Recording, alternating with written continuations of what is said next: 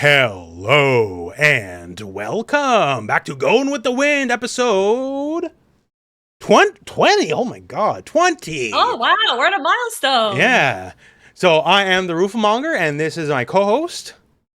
Be Roofless. And we're back here for some Hunter x Hunter action. In this episode, we're going to be covering episodes 129 through 136, and officially at the end of the Chimera Ant arc. Yeah, pretty momentous. We've been here for like 60 episodes. I know. We've been here for a hot minute, to say the least. I know... Well, wait a second here. So this is episode 20.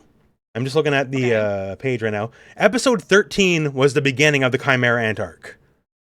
Good Lord. Yeah, so we have like basically like 1, 2, 3, 4, 5, 6, 7, like 20 hours of podcast to cover this. Now, granted, a lot of that's us yapping about random nonsense, as we do, but still.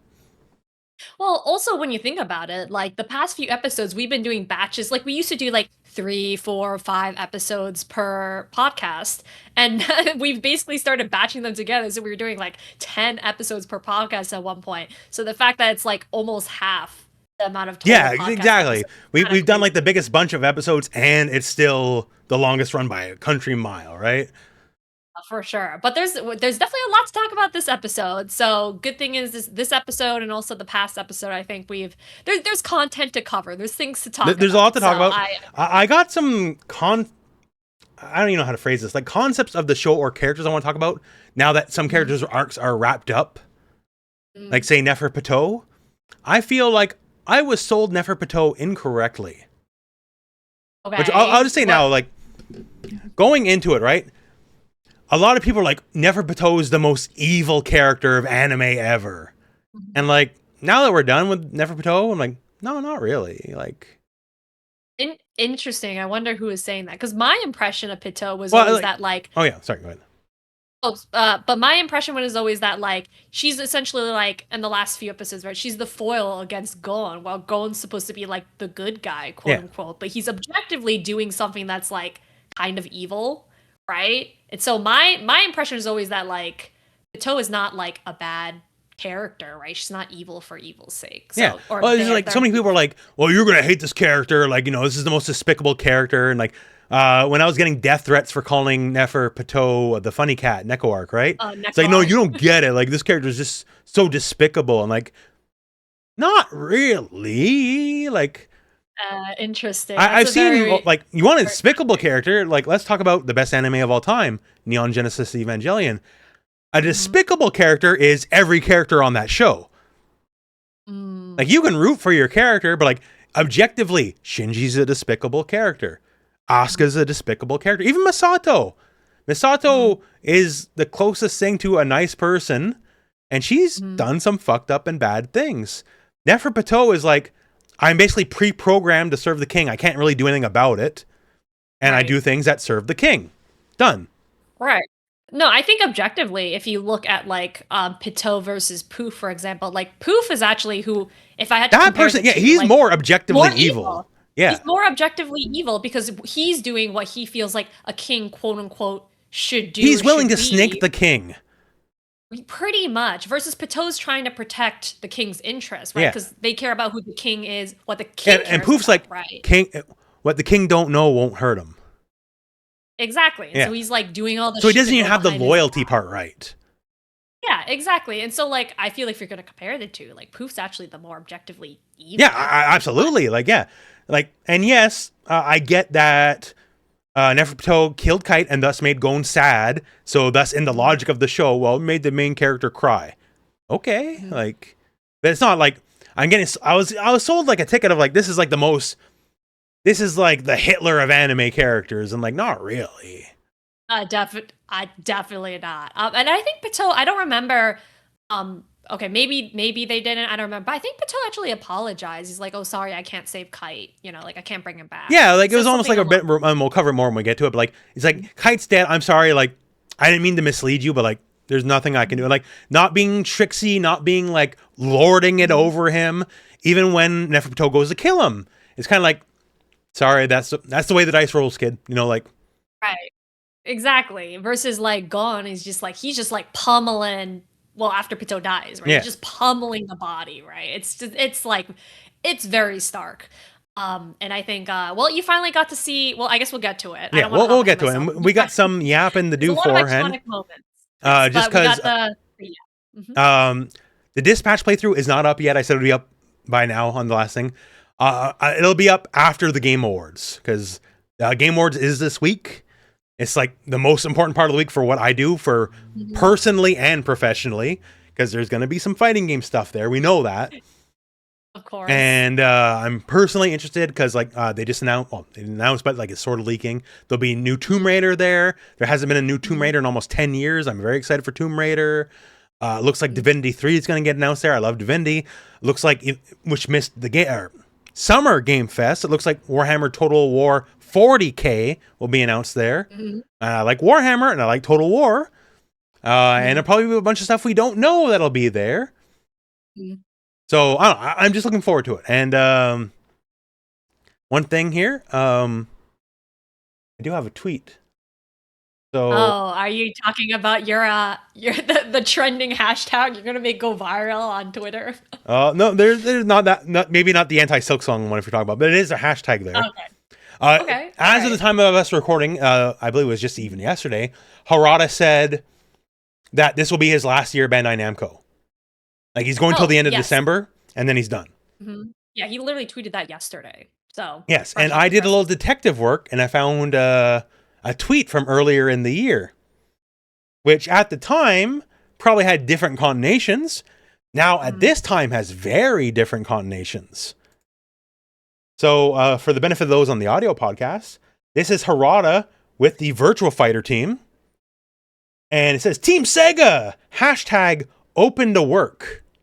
That's crazy. That's what people post on LinkedIn. Yeah. So this is him with Aoki-sama, who's like the head of the classic Virtual Fighter project. And like, you could take this at the beginning of the year, like, oh, maybe a Virtual Fighter guest character in the next Tekken season or something like that. Right. But now that we know he's looking for a job in January, because he's not retiring. He didn't say that. He's just leaving Bandai Namco. He's being friendly with the Virtual Fighter team, and he's hashtag open to work. Rooflemonger is the greatest flag flyer of Virtual Fighter in the FGC. And if we could get Harada on the team, I think that'd be a nice little bonus for the VF going forward. I think that would be absolutely insane, but I know there's so much overlap in the Japanese like video game industry that I'm not like if it did happen, honestly, at this point, like I wouldn't be too surprised. Like it seems very within the realm of possibility. Stranger things have happened, because this has happened with Shimbori-san, who was the head of Dead or Alive for Dead or Alive 5 and 6. He's the guy who took over after Itagaki left. And now this wasn't publicly announced at the time. It only got announced because people read the credits of Tekken 8 after it came out. But he's the reason he got hired for Tekken 8, and the whole reason Tekken 8 stages are much more bombastic than they've ever been. Like, look at the the stage where you can knock people through like the glass wall and they fall and all that kind of stuff, or like all the stages with the danger zone where you bounce and shit. That's all Dead or Alive stuff. Cause you got the Dead or Alive director on the team. He helped with like the aesthetics of the franchise. And he also left Bandai Namco a few months ago too. So all I'm saying is if you can get the head of Tekken and the former head of Dead or Alive on the new Virtual Fighter, we got ourselves a dream team forming up here. Yeah, I mean, especially because we've seen so many different like crossovers and guest characters coming in. Like, I don't know. I feel like it's very within the realm of possibility. I don't want to like put the cart before the horse, but no. I'm getting conspiratorial about this, right? This probably means nothing, but like to give it in like the best detective film way, right? The detective's like poring over the papers, and someone walks into the office, and the guy asks, "Well, detective, what does this mean?" And then he's reading his paper and he goes, "Maybe nothing," but then he dramatically looks up to the camera. Looks at the camera. So maybe nothing, maybe everything. Right? Dun dun dun. So Yeah. I just posit to you a possible future. Because Harada will be looking for a new job soon. And he's got a lot. Whatever company gets him, it's to their credit, to be sure. Dude's got like 35 years in the industry or something like that. Yeah, I hope he takes a break before hopping into his Oh yeah, next project. I hope he gives himself like at least take a rest or something, right? Mhm. Like, and granted, he could go like the Ono route and just like work for some Chinese like phone game company or whatever, but which probably will pay a lot more money to be real. Like, Yeah, I was gonna say probably be less stress as well. yeah, exactly. Ono doesn't got to be in front of the camera anymore, and I'm sure he's making more money than all of his contemporaries. Oh yeah, 100%. I think that's the smart thing to do is not to make yourself a public, like, you know, when everyone tags Harada, like, Harada, please put this in, Yeah, and like to be real. If this year didn't turn out the way it did for Tekken, I don't think he'd be retiring this year, or at least leaving the company. You're talking about season 2? Yeah, because he got like, and God bless him, because I don't know how this man deals with it, but he got, for lack of the better term, he got an Ed Boon level of shit. And nobody deserves to deal with what Ed deals with every year for every new release. And I don't think most people are prepared to handle that, right? And all of a sudden, like, it went from we love Harada to Harada kills babies for season 2 of Tekken, right? Like, yeah, I mean that's Twitter for you in a nutshell. Exactly, and and like you shouldn't take Twitter as real life, right? Yeah, and the fact that people were entertaining he was even entertaining the Waffle House stage thing in Tekken. I was like, come on, guys. Yeah.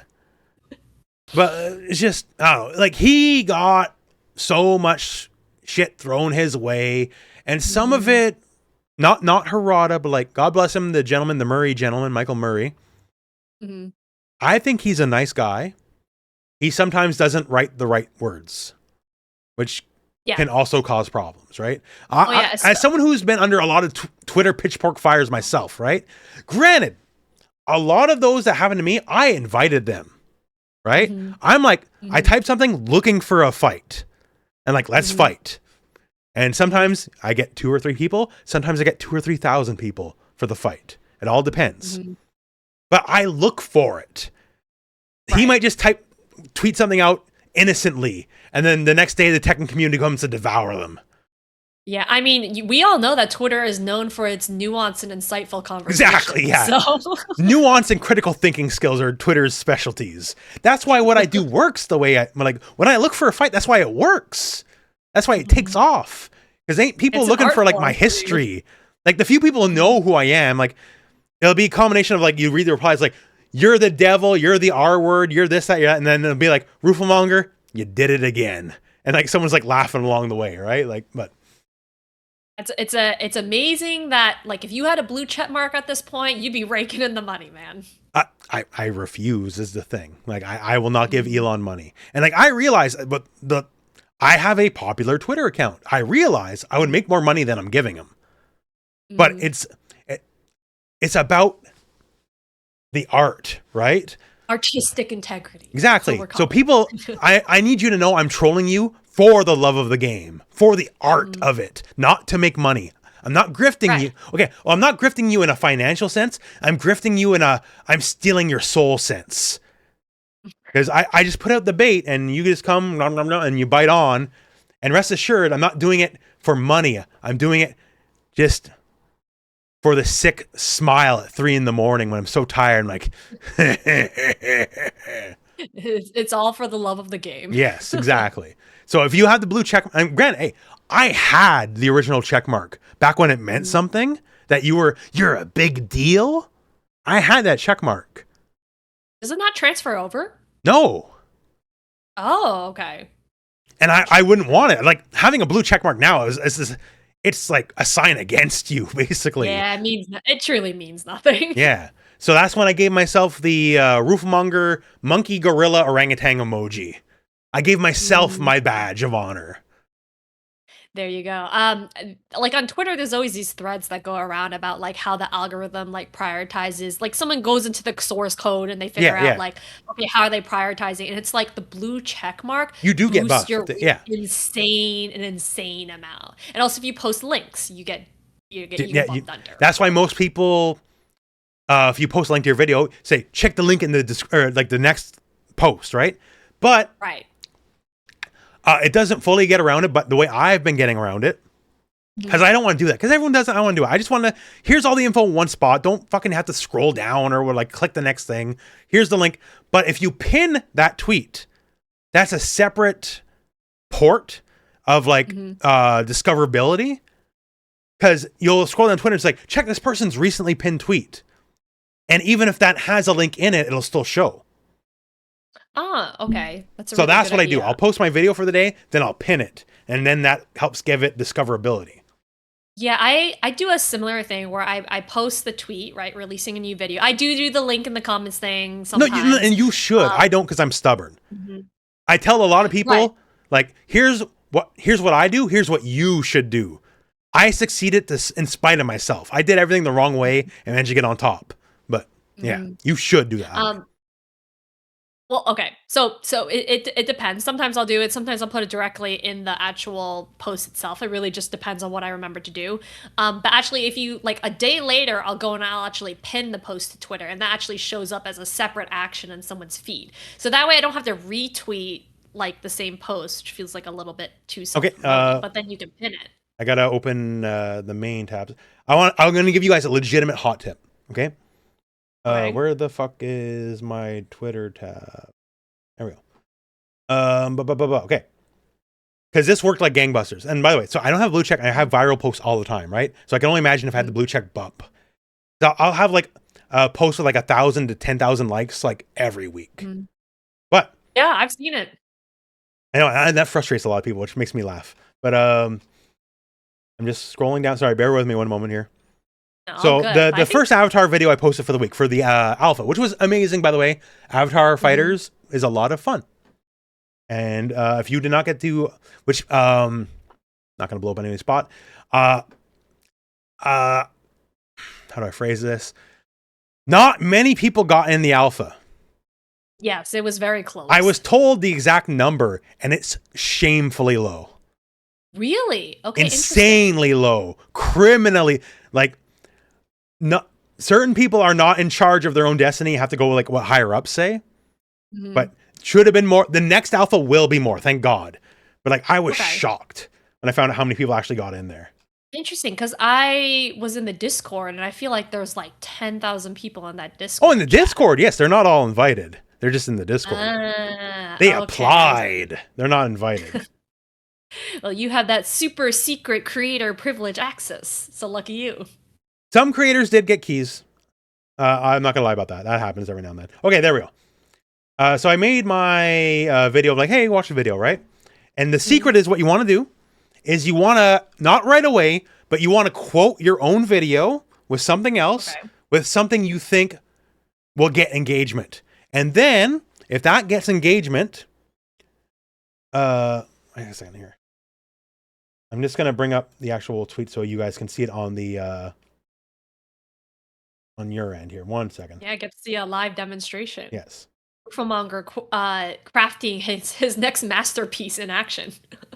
I have so many tabs open, and I want to bring it up to the tab you guys can actually see. So there you go. So here's the video, right? And sorry, audio video listeners, I'm sorry, but just take it, form a mental picture, please. So here's the link on Twitter. And I quoted it with like a funny screenshot from the game, which is excellent, by the way, because it's Aang and he's recreating. Oh, that's cute. It's the shot from the first episode where he's stuck in the iceberg, right? But he has like a funny face. And I said something funny with the thing, and then this got 7,000 likes.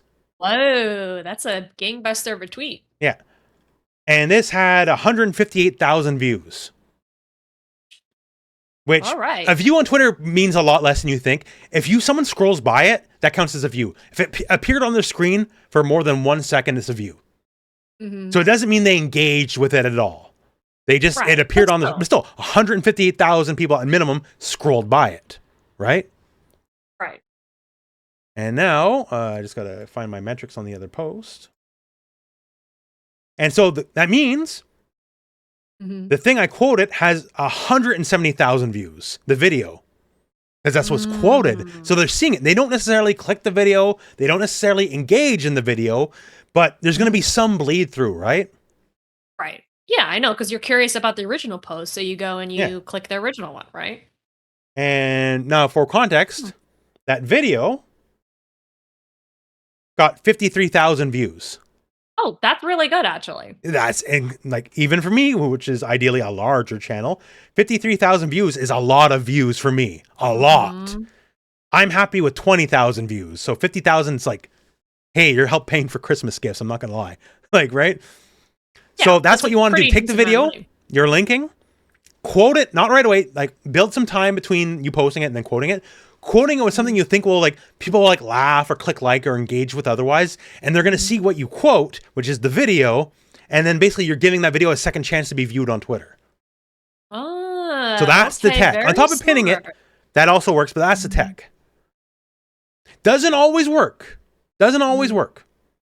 But when it does work, like that thing I quoted it with got 7,000 likes, 150,000 views. When it does work, it works all the way to the bank. And sometimes it's silly. It's as simple as, haha, funny picture. Like the time I'll tell you it worked the best. Now, granted, this had some, not exclusive, but like I was in a privileged position, I'll say. I had early bison footage, right? From Summer Game Fest. And like, I'm not the only person who did. Like, a lot of the fighting game creators did, and all the professional outlets did. So it's not like it was just me. It was like IGN, GameSpot, like all them, you know, Justin, like all them, right? All did too, right? Yeah, it makes sense. But I posted the video right away when I was allowed to, when the embargo's up. And then I waited an hour, and then I posted Bison's critical art as a quote to the Bison video. And for a lot of people, that's going to be the first time they've ever seen the critical art. So like, haha, click like, click like, click like, right? And that got like 15,000 likes. Oh, shit. Okay. And the video got like 250,000 views. Ooh, that's a hell of a payday for you. Oh my God. Like, I when I say this, keep in mind, I like the guy. I like him a lot. The few times I met him, he seemed like a nice guy. But it's one of the few times where I was put on even foot with Max and I beat Max. And obviously everyone knows Max is number one, right? So, so like, and I see my numbers are higher than Max and IGN, and I'm like patting myself on the back, like, hell yeah, let's go. Yeah, I mean, especially considering like your subscriber base is, I mean, I don't know what the comparison is, but I definitely do not have 1 million subscribers, so. Yes, yeah, and I'm definitely not IGN, so. Right. that was a good field day. Like, you've posted plenty of YouTube videos, you know, and I'm sure there's many aspiring creators in the audience. When you see 1 out of 10, right? Or when you post a video, like, yeah, little fireworks, yeah. And when you see 10 out of 10, week ruined, right? Yeah, especially when, I mean, not the case for me, but especially when the food you're putting on the table depends on whether or not you get fireworks. Yeah, that'd be pretty devastating. Yeah, for me, fireworks pays the rent. And okay, if you don't know, when you post a video on YouTube, it scales your video compared to your last 10 videos in a ranking system. And if it's 1 of 10, that means your video compared to your other 10 videos in the same time frame is doing the best. And if it's 10 of 10, that means of the last 10 videos in the same time frame, your video is doing the worst. When it's 1 of 10, it plays fireworks on the screen. It fucks with the dopamine center of your brain. It tells you you're a big deal and you're succeeding and you're good at life. When it's 10 out of 10 and you see nothing but red arrows and red bad metrics, it's like, oh, you should crawl under a hole and die. Oh yeah, 100%. I mean, there's definitely a gamification almost of the metrics to get you to post. Yeah, no, it gamifies your life 1,000%, 1,000%. So yeah, when it doesn't happen often, but when I get a video, it gets like 100,000 views.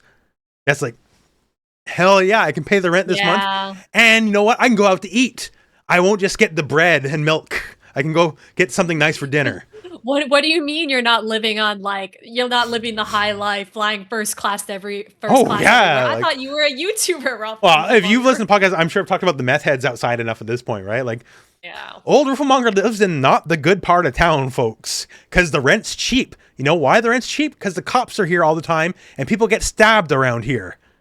So you can't charge that much for rent. Yeah, I mean, it does kind of beg the question, if you lived in Cali, I mean, there'd definitely be more I'd have to quit opportunities out there, but I would quit. I would become like the faceless social media account guy and make so much more money than I'm making right now. Yeah. I mean, at the end of the day, right? It's like, you work a normal job and you're subservient to your company, right? They can just lay you off. Yeah. Like, I think I've said it before publicly, but like the security job I worked before YouTube, I made more money doing that than I ever did on YouTube. So like, crazy. Yeah. Like I pay the rent in a small meth town full of crime where the rent's cheap. If I lived in Toronto, I'd quit and have to find another job because I wouldn't be able to live in Toronto. I mean, I think if you're one of the biggest creators, right? Oh yeah, no. The problem with YouTube, full time. Yeah, it's just there's always this myth that like if you're successful on YouTube, like there's so many levels of success. There's success, live in a mansion, and there's success you can pay the rent. I'm success, pay the rent. And that's perfectly fine. No, I'm happy with it. It's a damn sight better than when I lost my security job and it was borderline homelessness, and sometimes my friends would give me money to pay the rent so I wouldn't be homeless. A lot better than that, but like certainly not glamorous. Like, yeah, considering the amount of stress this job has put you through, I'm surprised you don't have that many grays. But no, I think I got the couple here. It was this time last year. That's when we had the hack. So I had those. These appeared when the hack started. I was never gray like right here before the hack. And like it's not gray. There's like just a little bit. Right. Yeah. Like I'm yeah, man. I mean, like, like even a lot of these like Mize and stuff. Like I didn't buy those. I got those for free. So like, God bless the people send them for free. But like, I didn't spend my money on those. Oh yeah, no. I mean, there's definitely not gonna lie. There's definitely perks to the job. Like, there's perks. Like I like meeting a lot of people. It's really like I thankfully at the time like I don't know if I ever said this story publicly, but like the first time I met Ed Boon, like I was like fucking starstruck, right? And like I kept it straight in front of him, but like I was getting like emotional. Like that guy's my fucking hero, and like I wasn't like crying like, but I was like. Yeah, like choked up a bit. Like you can feel it coming on. Yeah. So like that, and I don't think I would have ever got to meet Ed Boon if it wasn't for this job, right? So. Oh yeah, no, I mean 100%. Like, I mean, I've gotten to meet like so many other creators, like people at like different tournaments or conventions, and it's like it still strikes me every single time I go to like. I mean, obviously, just in my day to day, I'm not expecting. I would actually be very shocked and also maybe slightly creeped out if someone knew who I was outside of like a gaming space, right? But I go to Evo and it's like, people recognize you and they come up to you and it's like, wow, like it is like, well, we both know, like we go to an event and like thankfully I don't have much about an ego about this kind of stuff, but it's always humbling to go to Evo, or I don't have an ego about this, humbling to go to Evo, similar words, sorry. But like you see me get stopped every 3 seconds, like. Yeah, you had a line. I remember I was talking with you. I think this was in front of the one of the booths or something like that, and like we were chatting for a while, and you just had a line that was starting to form, and like that's humbling. Oh shit, I gotta go. Like I was talking to Vampy Bit Me, who's a cosplayer, right? And I was just talking for a little bit, and it's like I saw a line forming up, and like, oh, okay, well, like I'll talk to you later. Like go talk to your fans, all that, right? And then I realized like they're almost there for me. I'm like, what? Yeah, I mean, Vampy Bit Me is a really famous cosplayer, but she's not famous within the fighting game community. I've known about her forever. Like, I finally met her in person. I was starstruck myself. Like, and so I talked to her, and like, and she's a lovely person. And then, like, once again, she's lying, like, all the people there for me. But like, I don't know. I know about her for a long time, at least. So she was a big deal to me, and like the fact she'd even talk to me, that was cool as fuck. I mean that's fair. Maybe my understanding of it is like I'm not in the sphere or whatever. But it's like even some like I've met Justin plenty of times now. Like I've met Max, but it's like even the first few times I met Justin, I was like a little starstruck myself. He's a super nice guy. Really, and like really for people who don't know, like Justin's the actual salt of the earth. Like for real. Like he's one of the nicest guys you'll ever meet. I've not personally had any bad stories. I've heard some stories like some people have an ego or like they're difficult to deal with in person. Thankfully, I've never run into that on my end. But like someone like Justin, who is like at the top of the totem pole, you don't get higher than Justin realistically, right? And he'd give you the shirt off his back. The first time I ever met Justin, like I was nobody. I was literally nobody. He was at one of the Canada tournaments, right? And he hit me up. Oh wow! Because I was wearing a wrestling shirt. And then we just talked about wrestling for an hour. That's amazing, actually.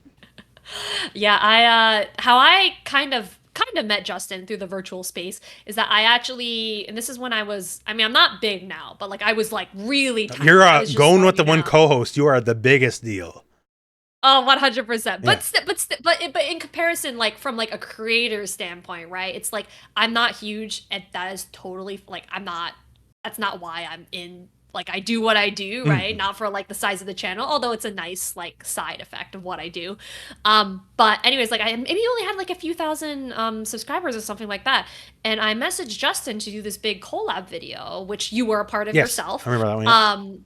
And you responded, it was great. But Justin was actually like one of the first people to respond back to me, one of the first people to send in his videos about his favorite stage. And I was just so like shocked, I guess, that like one, that he'd even respond, but two, that he would turn around something so fast and also just like give me time of day. The dude has unlimited energy. Okay, a lot of people, and I'm not gonna even say they're wrong, because I have the benefit of living my own life, right?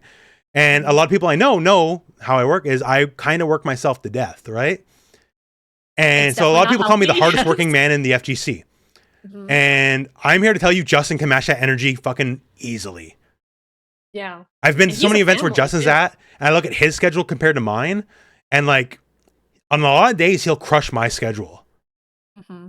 Like he'll start at like 8 in the morning and finish at midnight. Yeah, I mean at Evo, it's like I know he's made like tweets sometimes where he's like, hey, this is my schedule for today, and it's like 8 a.m. to like 8 p.m. He's like, if you can find me in between, you know, say hi. Exactly, then, yeah. Like, I was glad I just got like a couple hours at Evo to go to like Artist Alley, and he didn't really have that. Like, no, and if like you go out to Artist Alley, you are stopped every 5 seconds. Yeah, well, I think you saw me at like I was stopped every 5 seconds at Artist Alley. Yeah, which is pretty insane. And then like Justin, like I'm sure is getting whatever I get, and like I'm humbled by the thing. Justin's 10 times. Like I'm surprised he can walk around without security. You know, like. Yeah, it's honestly, I mean, Max doesn't even walk the floor, right? Oh, at Evo, Max has his own floor. He's like above the rest of us. Yeah. Yeah. All the memes, like the Yakuza memes. Yeah, he's like looking down at everybody. Yeah. Yeah. And like honestly, I love being able to walk the floor. I like when I am recognized, like, yes, it's like such a nice feeling, but also I'm like, I'm also here to enjoy myself and compete. Yeah, exactly. Because the way I look at it, I'm just a regular jack off. Like maybe I'm working. Like, and I'm not working the same way like the floor people are working. Like, I'm working like, okay, I go to this booth, capture some footage, go to this booth, capture the footage, go to this booth, do an interview, go to this booth because they just asked me to show up and I don't even know what they want. And but I'm having a lot of fun. Like, my only downside is for the last 3 years in a row, I'll sign up for tournaments and then I have to like go to the pool. I'm like, yeah, drop me. Because like I have an appointment and like I can't do the pools, which sucks, but like doesn't pay my rent, right? So yeah, I mean, you're not going to these events to win money. Like, no, I'm going to events for like, right? Like technically most of the time it's a work event for me.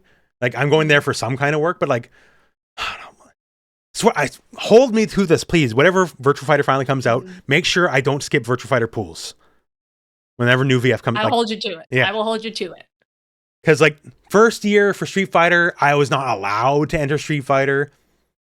Because I had the review copy, which gave me an unfair advantage, even though people were playing the crack beta for 6 fucking months. But sure, the guy who had it for 2 weeks had an advantage. Even though it was like months later, but whatever. I had to drop out of Street Fighter. Then the year after that, I had to drop out of Street Fighter again because fucking so many conflicting appointments. This year, I had to drop out of Street Fighter and Fatal Fury because conflicting appointments and bleh. Yeah, I mean, that's one of your busiest times. So it is, yeah, it's super busy. So, like, as weird as I don't got time to play games at this game tournament. I mean, but really, like you told me this off screen earlier, and you've said plenty of times, like being a content creator is one of the worst things that can happen to you in terms of actually playing the game. Yeah, like competitively in terms of like how good I am at fighting games. Yes, I was definitely way better before I was a YouTuber. Because, like, before I was a YouTuber, I didn't switch 10 games every week. I wouldn't put up 4 different games a day. Like, it gives me a lot more respect for Chris G. Because, like, Chris G can, like, just play 50 games, and he's amazing at all of them. And, like, as soon as I play more than 2 games, I'm cooked in all games. Like, Yeah, pretty much. Like I'll be playing like DOA and then I switch to Tekken and I'm like, oh, why does this feel different? And I just like even just this weekend, like this is the multi-beta weekend, Tokon and Avatar. Um, I switched to Tokon and I'm trying to like do flow parries that doesn't work in Tokon. And the next day I switch back to Avatar and I'm trying to do double jumps and air blocks which don't exist in Avatar because I was just playing Tokon, right? Like the people who can switch games all the time and like be good at them, nothing but respect, because I switch games all the time for my job and I'm bad at all of them now because of it. well, you were also playing like 100 sets of like avatars. I don't blame you for getting mixed up. Yeah, well, I played a lot of Avatar. I'm really looking forward to, like I said, I played what wasn't planned to be a first to 50, but it wound up that way. And I went 50 to 49 and I lost, by the way. But last time I would play like close to 100 games in a row of any game would have been Mortal Kombat X. Yeah, I've heard nothing but good things about the Avatar. Yeah, no, I got nothing but like some things are a little janky, like as far as presentation UI. Some things obviously balance can be a little bit like balance. Balance is the easiest thing to change. So that's what I don't care about that, right? Today's bad balance is tomorrow's forget about it. But like the core of the game just seems really good. Like I think this game could be like the next Blaze Blue. I think this could be. I don't necessarily even want to call it like an anime fighting game because it's not. Well, it's your favorite, what do you call it? Not Japanimation. But, Chinese cartoon? Yes, it's your favorite Chinese cartoon. Well, you had a specific. To be fair, Avatar is Americanimation, as it's made in America. So, but right, but Avatar is based on Chinese culture. It is, yeah, it's very much. Yeah, The Fire Nation is clearly Japan. So. Yeah, the Fire Nation's Japan, Earth Kingdom's China. Well, you know, I guess that's the diversity, if you want to call it. The Water Tribe is Inuit, right? So Nunavut and all that kind of stuff. And Airbenders is they legally can't say, but it's definitely Tibet. But like, 100%, it's Tibet. Although, I've argued this off. I'll say this: my argument is, even though everyone in Avatar is Asian, there is one group of white people, and that's the Swamp Benders, because they don't got no hillbilly culture in China, at least as far as I know. Maybe I'm wrong on that, but like, not our kind of country folks. But they don't got swamp billies. Not like they can in Canada and the USA, right? Not in the way that they portrayed in the show, but there's definitely plenty of country folk, and they have like sort of like they got simple country, but like twang. The way it's presented in the show, and just like specifically,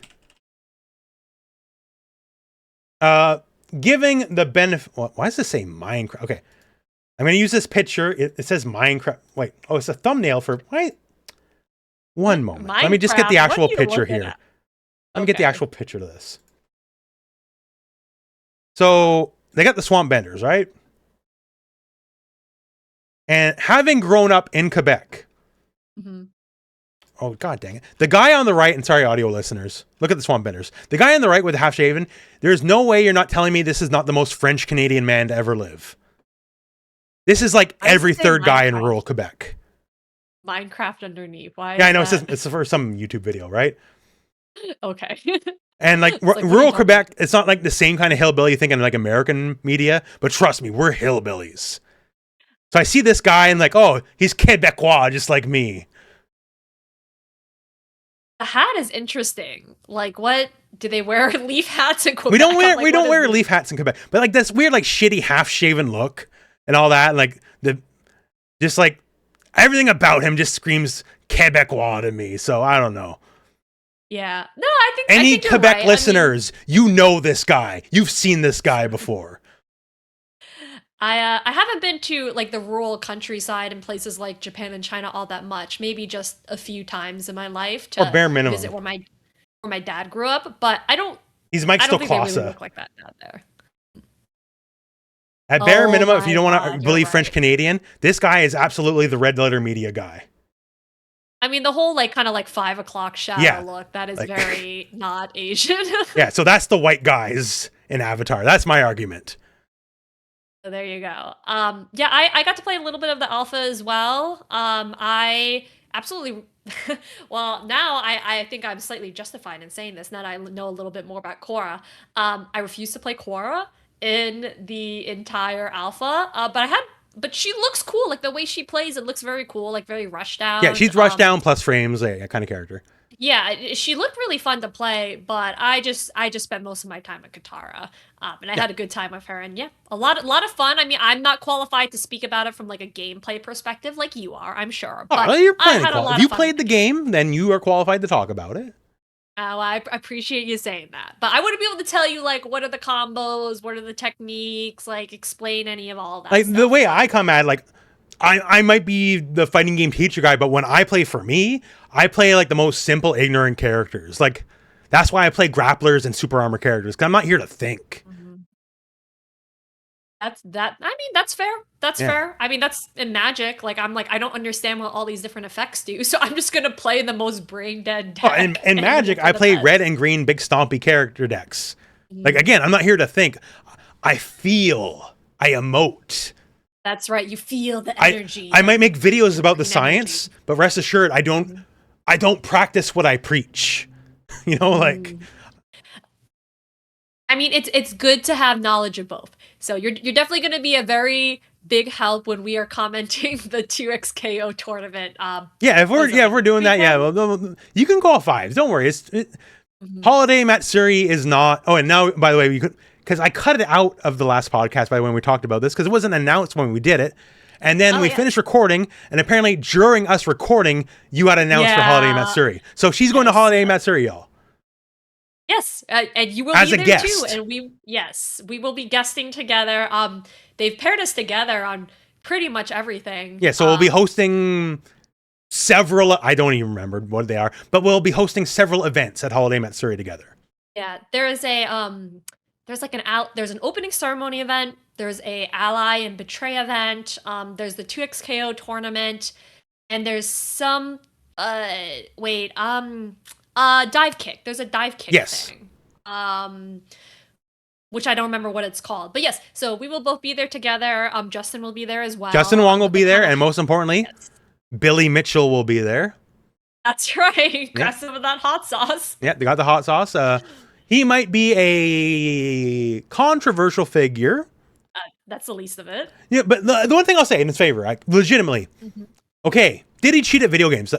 Probably. But are many of his records like actually 100% legitimate? Yes. He has many legitimate world records. He didn't cheat he cheated some very famous ones, allegedly, I guess. I'll say allegedly because I don't want to get sued. Because especially if he's our coworker, technically. Yeah, I mean, we're gonna meet him. Exactly. We're Team Billy. Billy, we're big fans. Number one fan right here. No, but like legitimately, like regardless of the like, he did get a lot of his records completely legitimately. Like I met him. Like he's good at what he did. Just allegedly, he didn't do all of the things he said he did. Allegedly. Yeah, I mean, I have listen, back then when these games were really popular, like there was only really there has to be some level of skill behind what he's doing. Like I have no doubt. He there has to be on demand clear Pac-Man and Donkey Kong, which is hard to do. I have no doubt. At least some I could of not do that.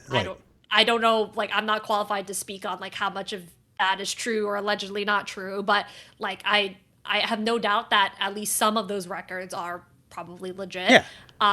And I am really intrigued by his hot sauce. Ricky sauce, I think they call it. Yeah, not gonna lie, I am really curious to see what that tastes like. I might end up buying some. At minimum, I don't think he's gonna be tied in with what we're doing because we're part of the game room part of Holiday Matsuri. Well, I think he's in the game room too. He's in the game, but I don't think we specifically are doing the same events as he is. No, we're doing separate events. Like they have Justin by himself. They have Billy by himself. I think we might be leading into Justin for one of them, but Billy's like his own thing. I gotta double check on that then because I didn't hear about that. So don't quote me on nothing because I don't remember nothing. So. Okay, fair enough. But yes, we're gonna be guesting. That'll be really cool. We'll probably record a short Going with the Wind Gaiden episode again. Yeah, well, just like Evo, we'll have a little Gaiden. Probably have nothing to do with the Hunter x Hunter, to be honest with you. Granted, the podcast barely has anything to do with the Hunter x Hunter anymore either. So, Yeah, we'll figure it out when we get there. Yeah. I might, depending on how I feel, I might film a bit of a vloggy thing. Like, I don't know if I'm actually gonna do anything with it or edit it, but I mean, it'll be my first time guesting at anything. Like, Yeah. first time ever. So I am legitimately very excited about it. I am nervous about commentating 2XKO just because I've never, I've never, the whole reason I've been commentated in invited my back, entire life. because last year was part of CEO Otaku, right? So that's why I was there. Right. This year, the whole reason I believe I'm hired back is because a lot of things went wrong last year, and I am very quick-witted and I managed to salvage many of the things that went wrong. And as far as commentary goes, don't worry. Like, I'm sure we'll be doing it together. Just we'll vibe it.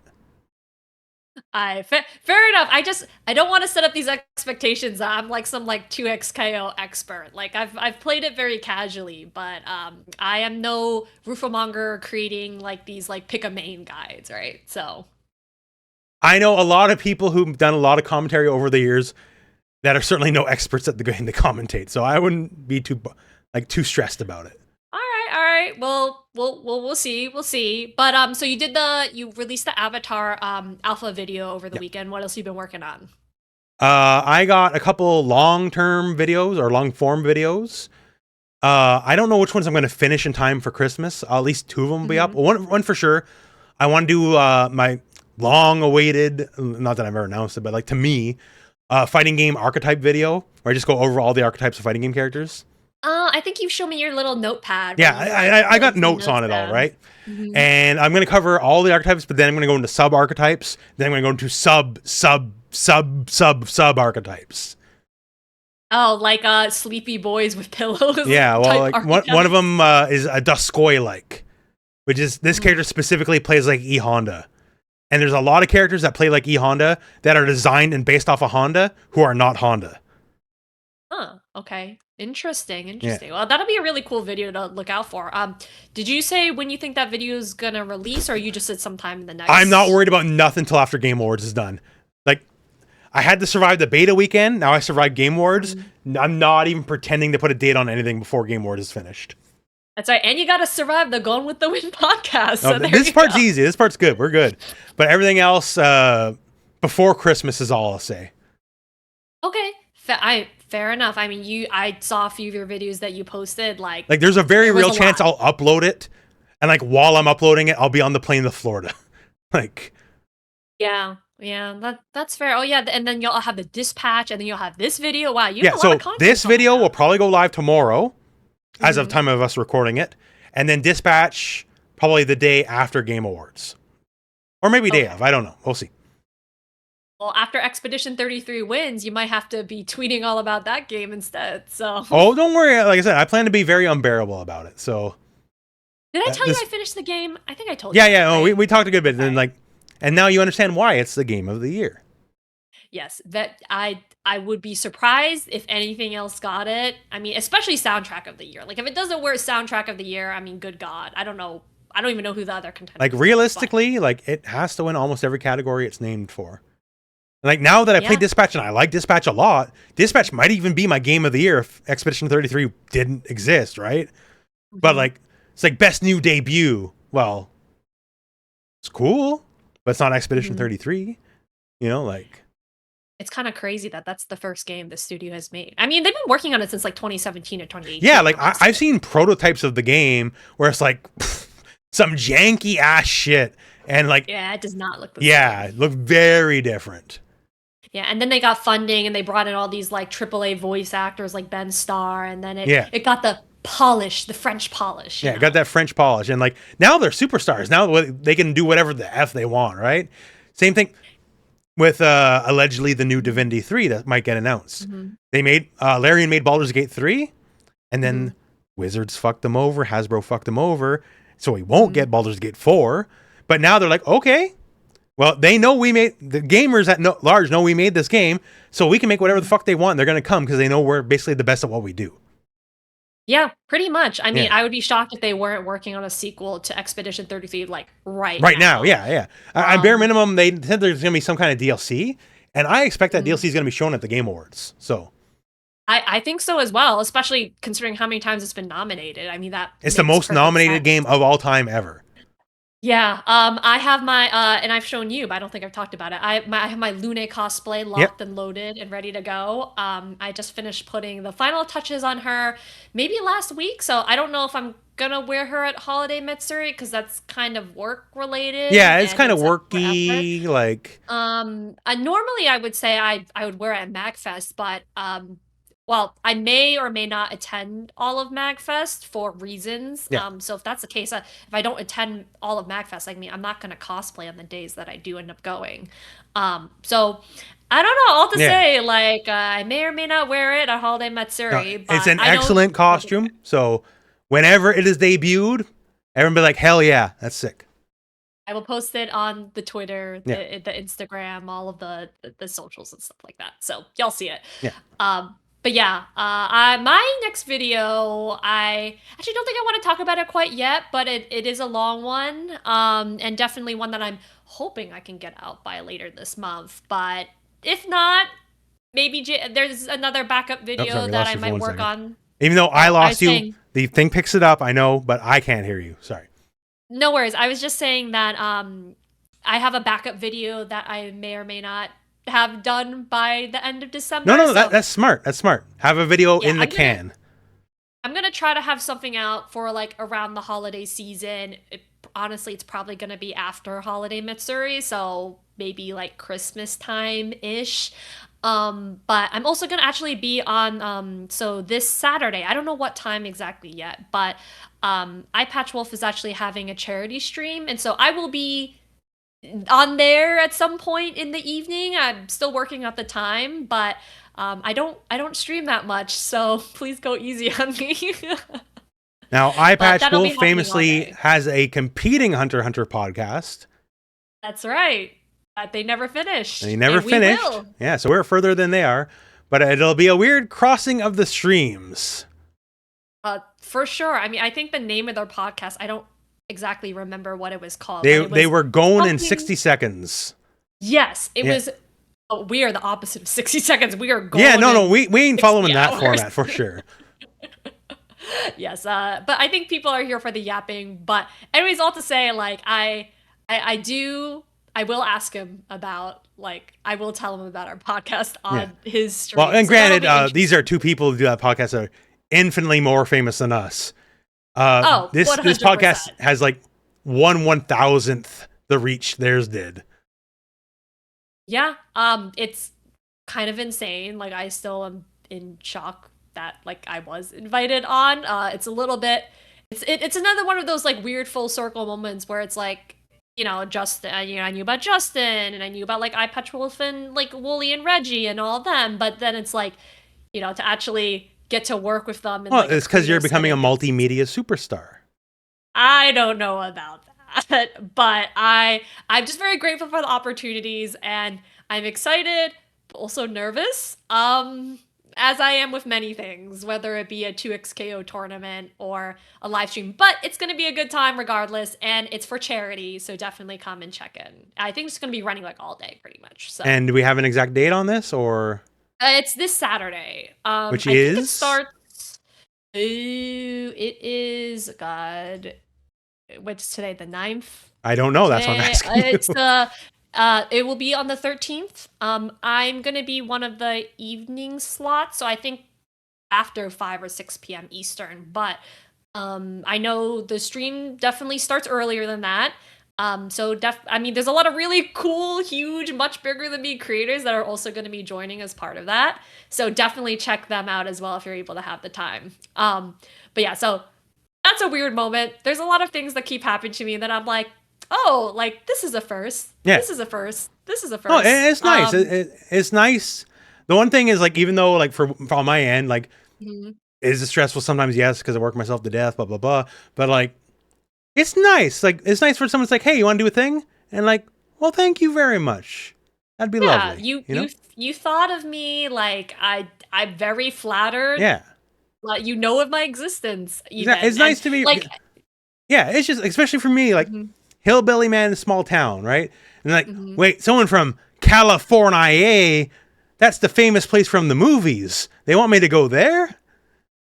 Yeah, I mean, when they'll fly you out and, Yeah. pay for you to go, and sometimes they'll pay for you to actually record stuff too. I mean, it's not I an wish I got opportunity more of everyone those. gets, Like right? usually it's they'll pay for me to, like, I won't have to pay my own hotel, which is nice Mhm, because I don't want to lose money by going.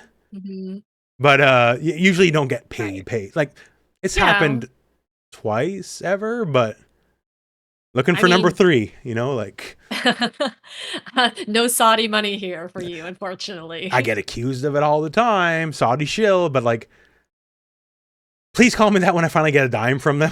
Like Give me $1 million, yeah, then you exactly. can accuse If me, they give me right? those big Saudi paydays, by all means, throw me under the bus. But I've not gotten a cent from SNK ever. Yeah, I'm So not gonna lie, like, I mean, if they offer, like, I think it's easy to say, like, oh yeah, I wouldn't accept the money, but I think when that paycheck is in front of you and like you need to I pay ain't no rent next millionaire, month, but I think I think I it's hard to turn it down. maybe I'd have Mhm. some moral crisis when the time comes.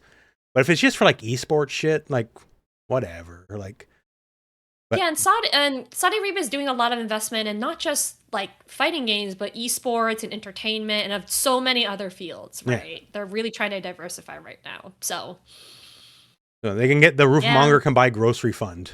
Like Yeah, I I I can buy the nice sincerely milk hope. instead of the cheap milk. Right, you can buy the 5.99 USD organic half pint of Yeah, milk, exactly. Yeah, soy milk, exactly. the The whole one milk. there's one with like the fancy logos at the store, and like they're better Mhm. too. But like I got to get the normal ones because it's cheaper. Yeah, you gotta get the 1 gallon, like, store brand, Yeah, private I just get label, my like, milk. fuck. What is the one with the? And I say this because I'm sure this brand doesn't exist in America, but the one with the blue top and the white bottom. Don't you guys have bagged milk in Yeah, that's what I'm Canada? talking about, like that. Yeah, And like that's Canadians, weird. the one with the blue top, and the rest of the bag is white at the bottom. Canadians know. I bagged milk does not exist whatsoever in the Yeah, States. it's the standard Um, here. that's pretty weird, I'm not Yeah. gonna lie. But nowadays, I guess we have boxed water, so anything's on the What? table, I suppose. Yeah, Box boxed in a water. cardboard Boxed water. box? Oh, there's also, yes, in a cardboard box, and there's also a brand of water called I saw this actually when I was in Vegas for Evo. It's a brand of water that's called Liquid Death, and it looks like a beer can, but it's just water. Like, I thought it was beer. I saw someone chugging in an elevator. I was like, oh, dude's just like day drinking in public in Las Vegas. I Yeah. guess that's how they do it here. And no, it was water. It was canned water. And I was like, what does this world come to? I don't know. It's a marketing thing. It's definitely a Yeah, I marketing guess. thing. Like Vegas, they definitely have different rules because I see people smoking indoors. And like Oh yeah, and casinos and stuff. even And Quebec, which was like the last place in the world to get rid of smoking indoors, that still happened a long Mhm. time ago. And I just see people smoking cigars indoors. I'm like, sure. What? Like, yeah, I mean, Las Vegas has its own set of laws. Like, there are legal brothels there. yeah, it's Yeah, a different smoking place indoors. entirely. Like, yeah.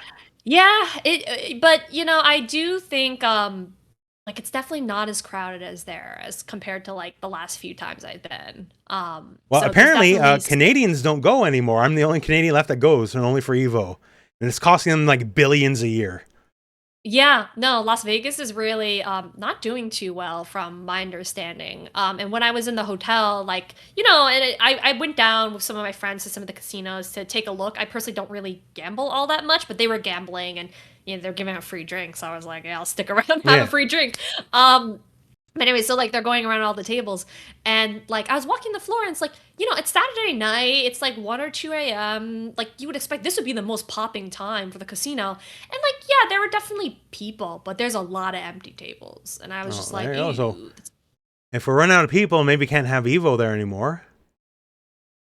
I So, mean, there's how many places could fit like such a well, all right, large we got the building right venue? down the street. So they boarded up all the windows because it's the new meth den right now. So I'm Oh, Jesus saying Christ. All we right. kick them out and we have Evo there. I mean, it would certainly be cheaper. Yeah, that's what I'm saying, right? So if no one's going to Evo, like downtown's always popping. Like, uh, we can get the meth heads probably cheap labor.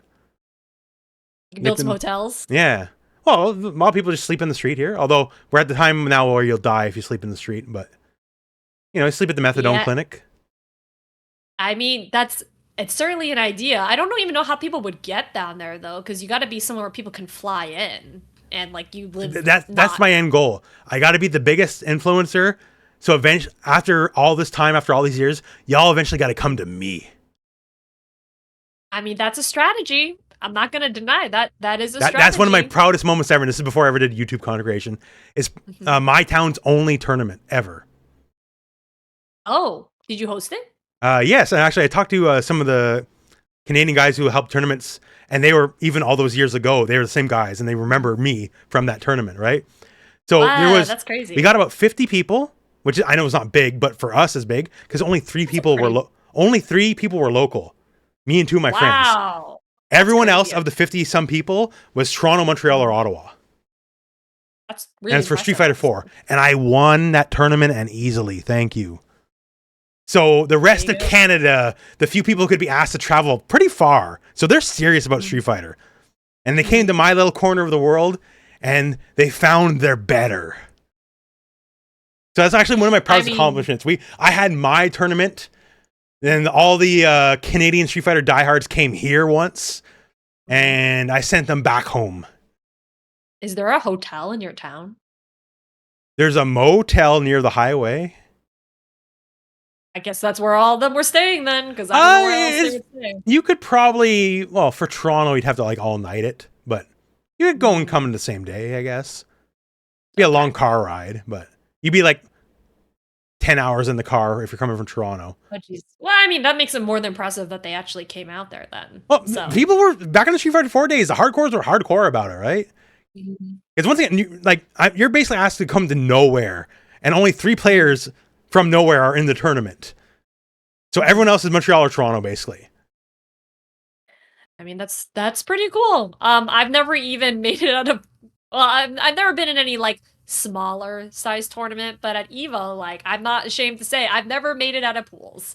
Evo pool, winning an Evo pool is like winning a tournament by itself.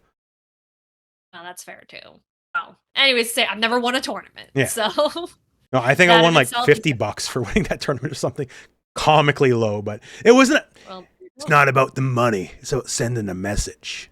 That's right. It's about the pride. Or what was it? Not about the money, Spider-Man. Yeah, there you go. There you go. But yeah, I don't know. It's such a small scale thing. It's actually truly one of my favorite fighting game memories of all time. But that said, I think we've yapped enough. We should probably get to the going with the wind portion of Going with the Wind. That's right. We gotta wrap it up at some point. Yeah. So, I'll bring up my note. So, we're on episode 129. So when we left, meruem got nuked and somehow got stronger for it. And Yuppie became like a cute little chibi you could buy a plush of, I'm sure, somewhere. And things sort of just look bad for everyone on every possible front. Yeah. Was this where we found out that the king had lost his memory or not? Yeah, he lost his memory. So we do know he's stronger than ever, but he doesn't remember everything. And Poof's kind of like, oh, don't remember everything, huh? So, you remember any Gunji players? No, I don't remember. Oh, cool. Yeah, no, I don't even know what word I just said. I just must have made that up. It's like, I need to kill Komugi now, right? Like, before he remembers. Okay, got it, right? And he was doing all this crazy shit, like throwing the Gungi board out the window. Well, I think it's like the first episode, or one of the first episodes here, of like him hiding the evidence. Oh, okay. You're right. Yeah. I have it in my notes, actually. Yeah, I'm getting ahead of myself. But yeah, okay, so we'll just start off here. So episode 129, Formidable Enemy and Clear Objective. And this kind of starts off with Komugi is now just like a hostage, right? And so we're kind of changing perspectives of the hero crew and meruem and friends, right? And early on, Merum's like feeling his new power. And he does the beam super from Nen Impact, which is the only time he ever does it. So that move being a move in the game is like literally just a one-off reference to this one shot. They're pulling as much as they could. Yeah. And, well, I guess we'll get into it. But he doesn't fight again. So that he did all the fighting he's going to do. But anyways, yeah. So when we're doing meruem and crew, he's asking Yuppie and Poof, like, this, that, and the other, because he lost his memory, right? So he doesn't know. And he's sort of browbeating Yuppie. He's like, how come these humans were left alive? And Yuppie's like, well, they're kind of cool. They're just bros. Like, I didn't want to kill them, And lucky for him, he just told the truth. Because Meruem didn't care that he let him live. Like, it's just like, just tell me the truth. That's all I care about. Right. Yeah. Yeah, he says something along the lines of like, there are no more secrets between us because we're connected now. Yeah, because they're body and soul together. Yeah, they can kind of not hear each other's thoughts, but they can hear each other's like moods, right? They can sense each other's moods. Yes, and this comes up later, but for the children in the audience, they stated exactly how much of themselves they gave to the king to save him. I don't know if you recall it, because the childs have taught me the brain rot. I do not remember. Poof says he gave away 6/7 of his body to the king. Oh no, I know exactly where you're going with this. Now, thankfully, the number doesn't affect me at all, because I'm not a child. But I found even people up into their 30s, 6/7 is the brain rot word that like ruins them. Well, I knew it was over, like, when I saw it showing up in, like, articles on Facebook, and, like, they're, like, parents sharing, like, what does 6/7 mean? And what does this mean? It doesn't mean nothing. It's just a brain rot word. And, like, all I can say is, as a millennial, we had better brain rot words. Because we had numbers like 420 and 69, and that shit was just funny. 67 is not funny. You just gave it meaning that it doesn't have. Yeah, no, I mean, like, 420, 69, it means something. Exactly. Like, it's referring to something. Because you can't even respond, like, 6/7, right? If you say 69, like, nice, 69, right? Like, 6/7 just means nothing. Yeah, well, to be fair, there's a lot of, I don't know, I feel like nowadays with the internet, we talked a little about this before the podcast, but it's like, people in their 40s, people in their 20s, people in their teens, like, we're all in the part of the same, like, online communities now. So it's like everything that someone who's like 13 says, like, it just like seeps into the general lexicon of like what everyone else is talking about, even like when you're like way into adulthood, right? Yeah. So it's rough out there. That's all I'm gonna say. Internet ruined us in a lot of ways. That it did, but at least I have not said 6/7 or whatever. I've never said no, that. I recognize it for what it is, and the brain rot effect has no power on me.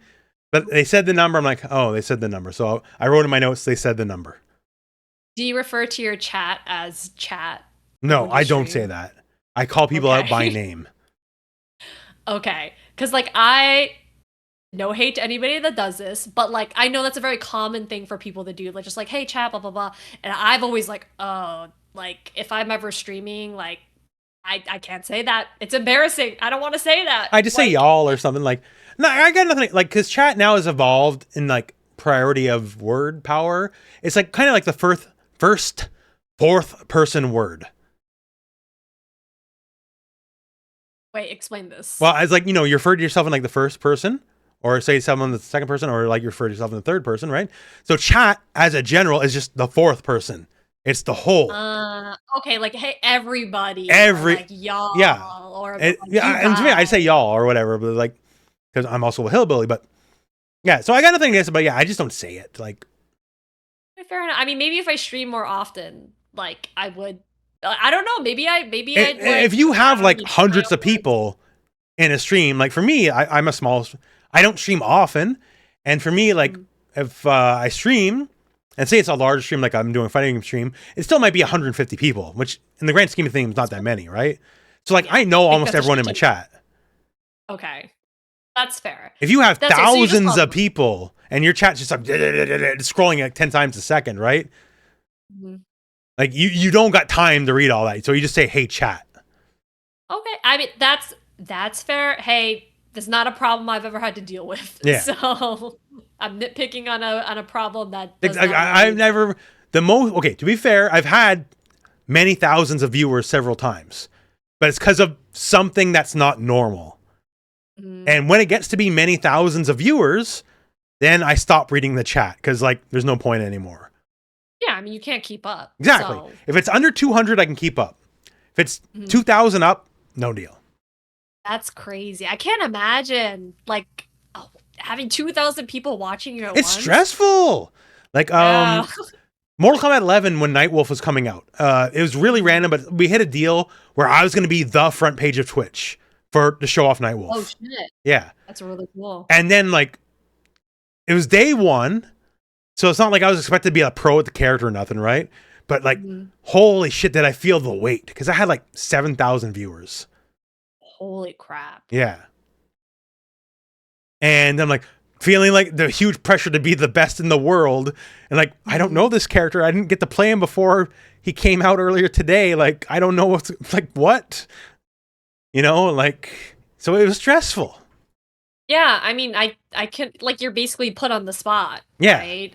It's one thing to like, yes, you know, your videos technically, like my videos, like that's not live. I control everything, right? Like exactly, you control everything. Like, yeah, you know, you got 7,000 views, but it's like, okay, I'm only showing you like what I want to show you, right? Yeah. What I've selected to show you. Versus when you're live, like, someone can grab a weird screenshot of you like making a face, and there you go. Yeah, exactly. You just gotta get screen capped wrong, right? Like you're just like do something like this innocuously, and someone turns like a face like that, you know, like right, or they're like gonna post it on some like weird like kind of like internet form, or you just don't know where people are gonna take your image. Exactly. Right? So at least YouTube, you can self-protect yourself better in that way. At least a little bit. At least a little bit. I mean, I think like I don't know. Also, I just don't like the pressure of streaming. I don't like the fact that you have to do it for hours. Yeah. So like for me, I stream like usually 3-ish hours, and like at that point, I'm like, okay, I'm good. Like, Game Awards coming up. I'll definitely have like a 6-hour stream or something. But that's a once a year event. So. Okay. Also, like our Yap sessions with like our pre-Yap, the actual podcast, and the post-Yap. That's definitely like 6 hours. Yeah, usually, yeah. That's way longer than any stream I would normally do. But for a lot of that, we're just hanging out. And for this, like, if you go on one of your trademark racist tirades, I edited that out. There you go. You heard it here. She does not do that. I'm joking. I'm like every single episode, he's just like, half-hour crazy rant. I cut that out every time. Oh, for sure. But sorry, we got very sidetracked. Yeah, when we got sidetracked, we yapped it. So, but yeah, so like they're saying, Meruem, Poof, and Yuppie are kind of like they're different people, but they're 3 parts of the same whole kind of deal. Right. And while they're sort of talking about this, Poof is just having outright murder fantasies of Komugi, of like how he's gonna get her, and like so Meruem won't find out and he won't revert back, which I'll get to later. But him reverting back is still not. Maybe it's not Poof's ideal, but it's still not good for the human race. Because like as we talked about, it's like, oh, I'm gonna put humans in reserves and still kill 90% of you. Right. He's not exactly being charitable. So yeah, exactly. So his like love infest, I love Komugi, I love humans, is still really bad for everyone. Mm-hmm. So like later when it feels like they're trying to get you to feel sympathy for him, I'm maybe not as charitable as the show would like you to feel at the moment. I see. I mean, I never felt any sort of sympathy for him. I just think he's kind of like, for lack of a better word, he's very dedicated, and I do appreciate that about him. But he's just kind of like, he's just projecting. He's just like a dude projecting. Yeah, he just doesn't know much about the world. He has a simplistic worldview. Mm-hmm. And maybe, given time, he could have a better one, but well, he doesn't. And his good guy is like, I'll only kill 90% of you, which doesn't work. Yeah, it's interesting because like you see all the other characters, like the King, Poof, Yuppie, you see all of them change in some ways, right? Like Yuppie is like, oh, I'll let you go, haha, and Poof's like, oh, I'm gonna protect the king's interest. Or sorry, not Poof, Pitou. Yeah. But Poof's the only one who's like, oh, I've just kind of remained the same, like remained static this entire time. Yeah. Right, as a character. He's the only one who did not experience growth, I would say. Yes, I would agree, and it's very evident in the way that he like goes about doing things, especially in this episode. Yes, he's just freaking out the whole episode. Now, I wrote something down here, and it did pay off in the end. But when I wrote down, it's like, whatever happened to that lady hunting for the treasure? Oh yes, the Nen Exorcist girl. Yeah, the Nen Exorcist who's got like the shadow president, and like I just like, oh yeah, that was a thing that they just dropped. And to be fair, at the very end it comes back, but Right. they don't show that treasure they were looking for. That is dropped. Yeah, but the true treasure was the The friendship friendship they got, friends and they then found yeah. along the way. Yeah, whatever. Just being Um, corny. so this is the point. So Poof's going. He's ahead of Meruem because he's got one of his like bodies or whatever there, Mhm. and he understands that Killua and crew don't know who he's looking for. They think he might be looking for the traitor, like Ikalgo, or Meliorion. I remember his name now. There you go. But it's like he's looking for Kamugi, but then they realize, okay, he's looking for Kamugi, and comes real quick, like, oh, you cannot even touch Killua with Godspeed on, like, not possible. Even if you had your full power, like, not happening, right? Right, because he's running with her like on his shoulder as they're trying. But yeah, like, but who's not full power, and like, but Godspeed's Godspeed. But it's like, you know what? I don't need to just get her away from here. Get her away from where the king's coming. That's good enough for me. And then he hit her with like a poison thing or a sleep thing or something like that. Like the dust he has. Kamugi specifically. Well, at first she's like, he's being like, oh wait, is that this episode? Actually, I might be speaking ahead, but he basically is like, oh, he's tricking you, and I'm here to save you. That's the next episode, yeah. Like, oh, okay, never mind. But yes, he hits her with the poison, and she's like knocked out or something like that. Yeah. And so at one point here, just ending the episode, Meruem starts regaining some of his memory. Not there yet, but he's kind of like, he's remembering like Gunji pieces or something like that. And then we cut to a very angry Gon, and they're like walking to where Kite is. Right, and you just see like 1 second of that, and then it picks up next episode. It picks up, but they just end up, and then that's basically it's a sort of a setup episode, which, well, we certainly get a big battle, but we don't get maybe the big battle I thought we were gonna get. Yeah, it's a lot of setup. I think there's still a few more episodes really till we see any sort of battling. A couple, but the one thing I was waiting for, like the big Meruem fight, right? Which we don't get. Yes, no, that was it. Chairman fight, that was it. Yeah, the chairman fight. The chairman fight was the big fight of this arc.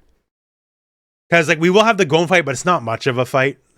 It's a one-sided fight, right? Like it's a one-sided beatdown. Yeah. That's what it is. So I was expecting like some sort of like, okay, well, how's anyone going to beat Meruem? And the answer is the chairman beat him. Just they didn't give us the context of why he beat him, but we'll get into it. We'll get into it. So next episode is episode 130, The Magic to Destroy. If you want to take that one. Yeah, so this episode starts off with basically the gang's all back together, right? Not the Chimera Ants, but the Gon and the gang minus Gon are all back together. So you see like Meliorion, you see Knuckle, you see like Killua, Kamugi, they're all around basically. And so I lost you for a second. Sorry. Oh, I was just saying. Yeah. The gang's all back together. Yeah, gang's back together. Yeah. And then you learn a little bit more about Palm's powers, which does come in later, where she can see. I think they say like she can see 3 people at once, right? She can see. Yeah. She has like total crystal ball powers, basically, over 3 people at the same time. Yeah, it's like she covers up one eye, she can see one person, covers up the other one, and like that seems extra useful, right? Like, yes, because like it goes on later, and like. It's only bad in that, like, at a certain point, she's not watching all the time. But, like, she has a complete watch over Gon. She has a complete watch over Poof. Like...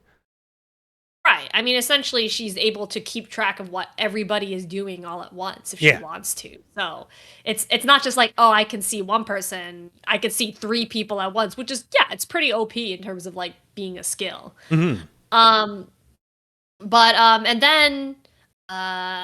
so that's that. They talk about her powers a little bit. And then we go back to your favorite dude, the wolf dude. Okay, no, I want to say, it doesn't happen here. He redeemed himself in my eyes later.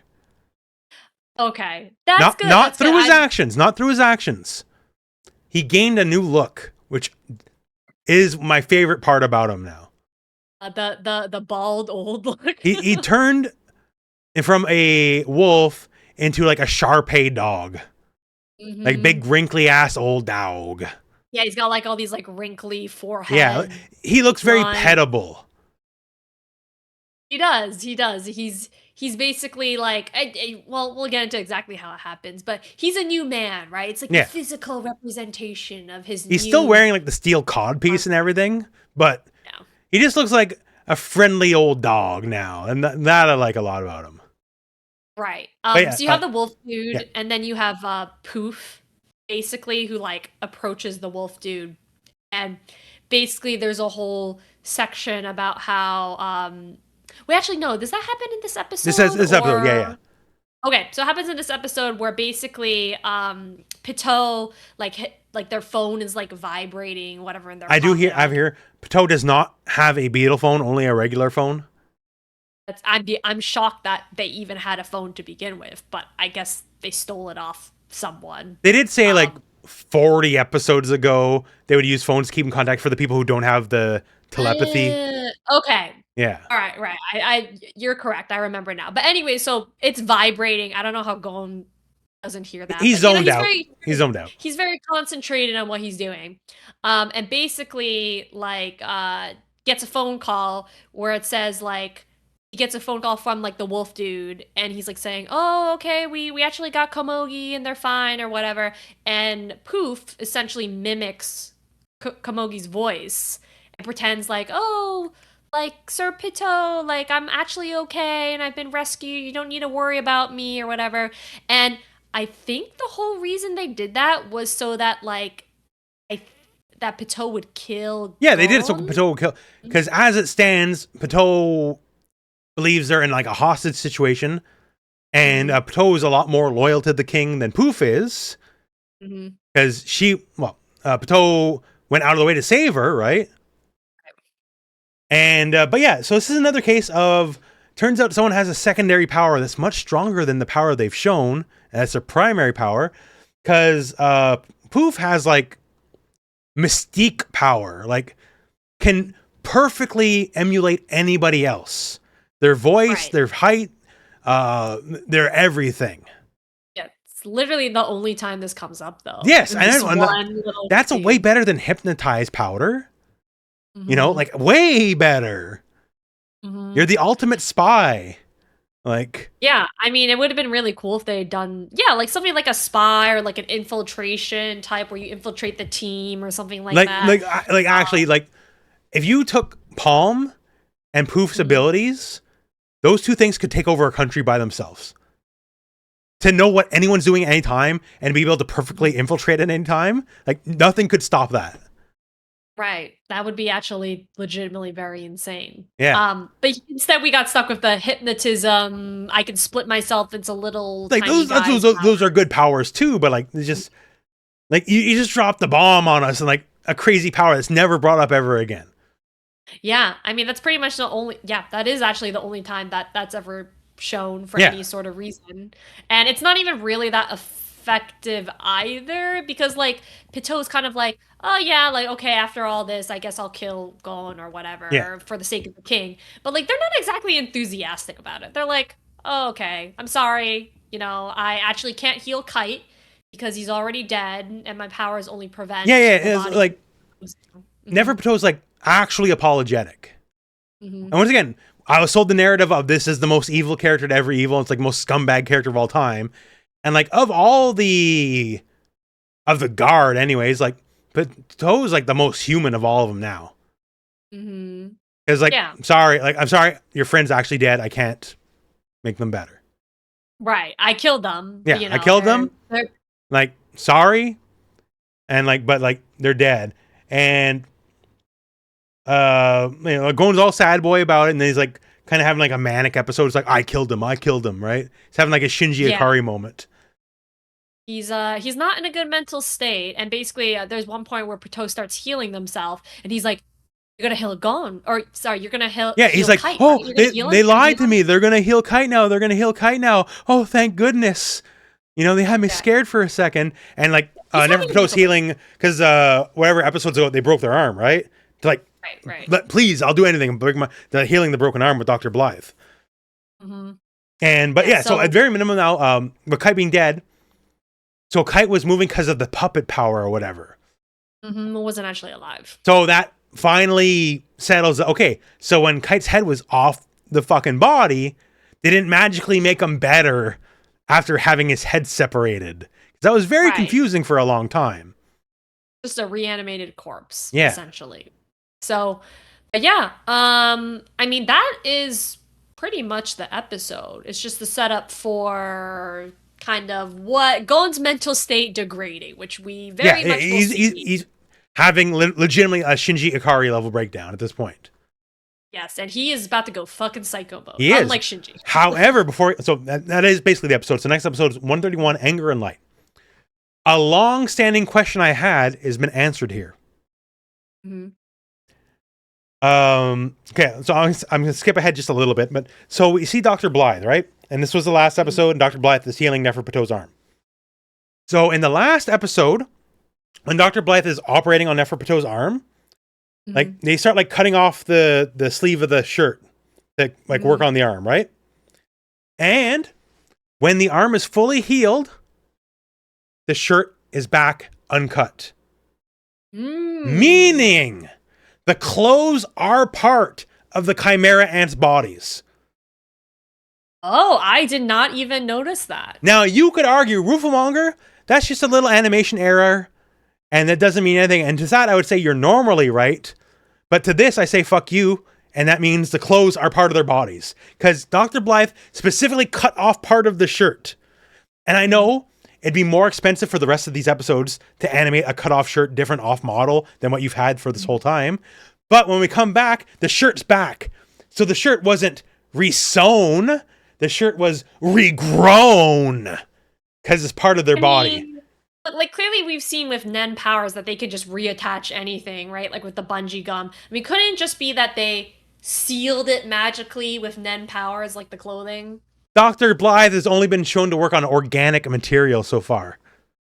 I would say that. It could be wearing cotton in the NGL and wherever they are. Like they I choose to take this as it's final proof that all these insane outfits they've all been wearing are just their actual body. That's a hot take. I don't know if I necessarily believe that, but I would say watch the tape. It's right there. They cut the shirt off, and when the healing's done, the shirt's regrown. I mean, it would explain why they have such wacky outfits and exactly. how they're able to get their clothes, I suppose. Stripper Scorpion was just born that way. Stripper Bunny was just born that way. That metal codpiece the wolf has, that wasn't a fashion choice. That's bio-organic. I guess that's a point in their favor then. They didn't choose this life. The life chose exactly, because everyone excuses their horrible fashion sense.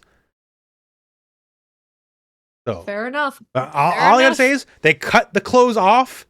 It's clear as day on the episode before, and when healing's done, the cuffs of the shirt are back. So that's my argument. Go back and rewatch that clip.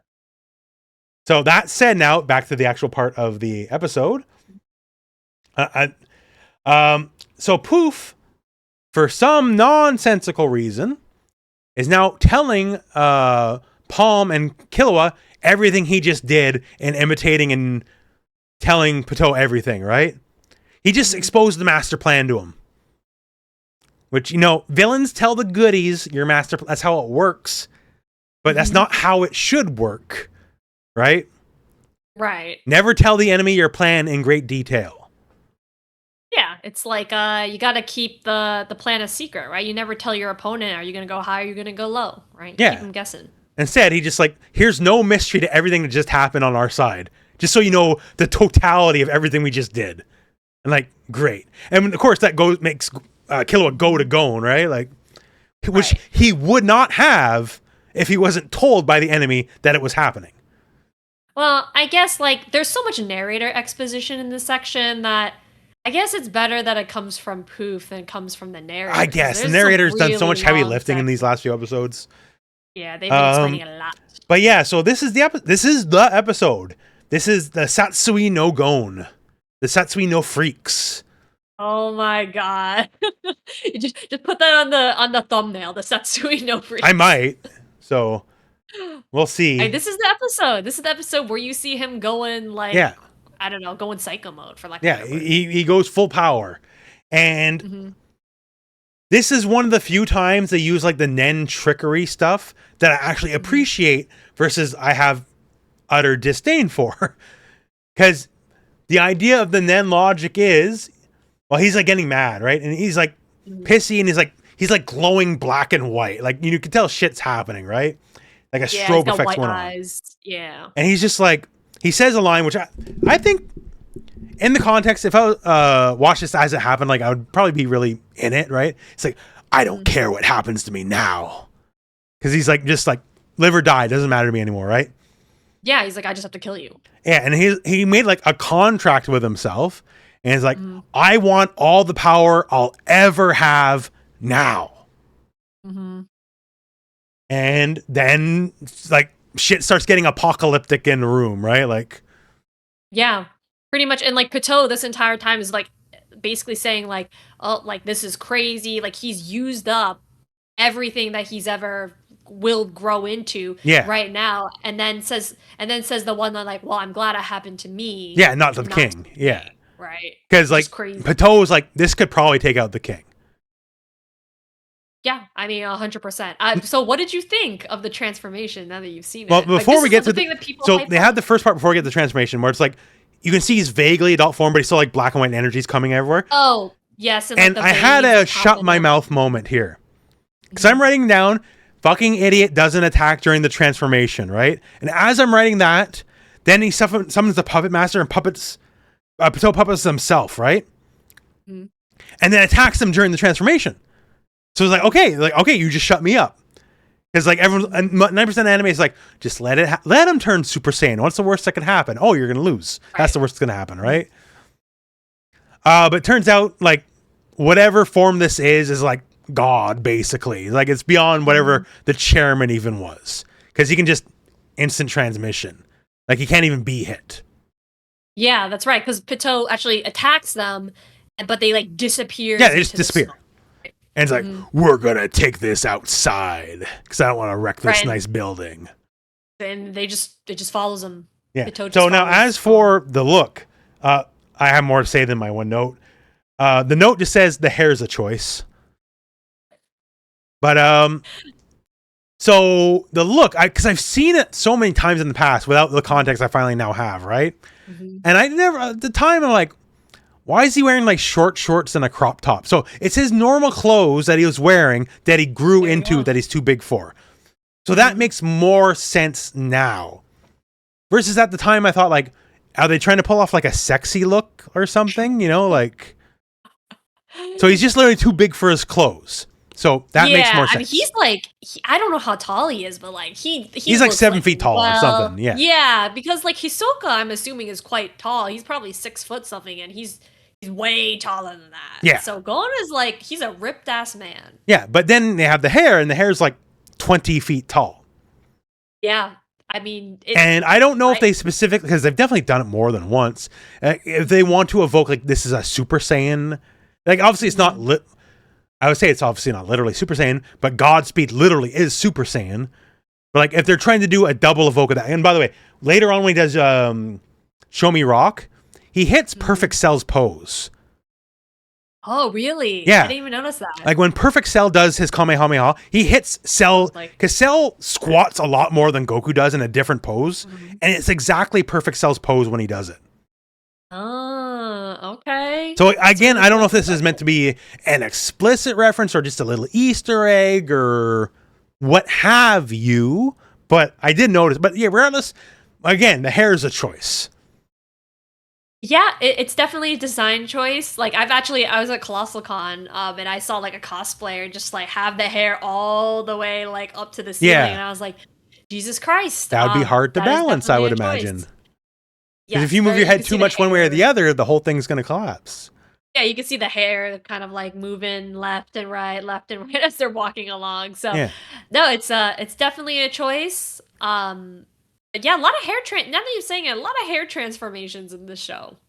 A lot, but so the thing is, and once again, I don't know how to take it necessarily. It doesn't make me think he's scary or badass, as I take it as silly more than anything else. I mean, I agree that the outfit itself is not really like The it doesn't outfit, like once I scream knew he like I'm grew into it, evil. that's whatever. Because he's like a Jack 7-foot god now. So that's intimidating in and of itself. But when the hair is just a giant poof, it's kind of like whatevs. I mean, when you look at Urian, for example, like, do you think like he's a badass with his design? I think he Yeah. looks kind of silly too. I think Urian looks badass in his Street Fighter V outfit with the suit. Okay, well, I'm talking about the little tiny loin. No, but when he's wearing the outfit. banana hammock, no, I don't think he's particularly badass. Okay, But when he's fair enough. when he's got the like gray and purple suit in Street Fighter V, that I think looks hard. To me, I just feel like it's just such a different look. I mean, I wouldn't say the look itself is anything like that crazy, but it's just so different from how he's normally portrayed. And also, his hair is already quite spiky, so I guess you're just kind of like It's just continuing because the like trend of going I obviously upwards. have to look at the lens of like compared to Super Saiyan, right? Mhm, And Super Saiyan is meant to be intimidating, like cool and intimidating. mhm, Like I understand Gon's meant to come off as like murder Gon now, but like the mhm. look to me is a little silly. I mean, I'm not disagreeing with you. I don't Yeah. think it's like the most badass looking outfit, but I mean, combined with like the music and the eyes and the Yeah, like aura, everything's that's shit is really like the this is like the convincing holy part. shit moment. But Mhm. when he's stuck wearing kids' clothes and like he's got 20-foot hair, like it takes some of the edge off the seriousness to me. It's a very like it's like a very shonen look, for lack of a better word. No, right? it absolutely is. But like, it's just I feel like this is the moment like, oh, this is hard as fuck, you know? And Mhm. like, there's parts of it, sure, but like I wasn't immersed in it. I'll say.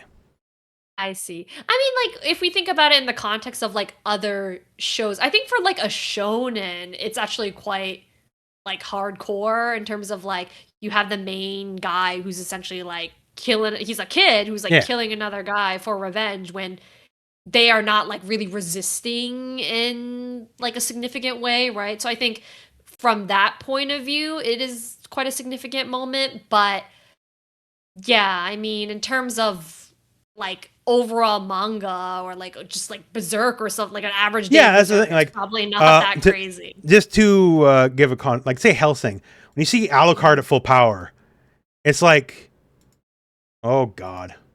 Oh no. But like you can see like he's becoming like not even humanoid anymore, right? Like Mhm. it's something otherworldly. He doesn't look silly, potentially sillier than his base form, you know?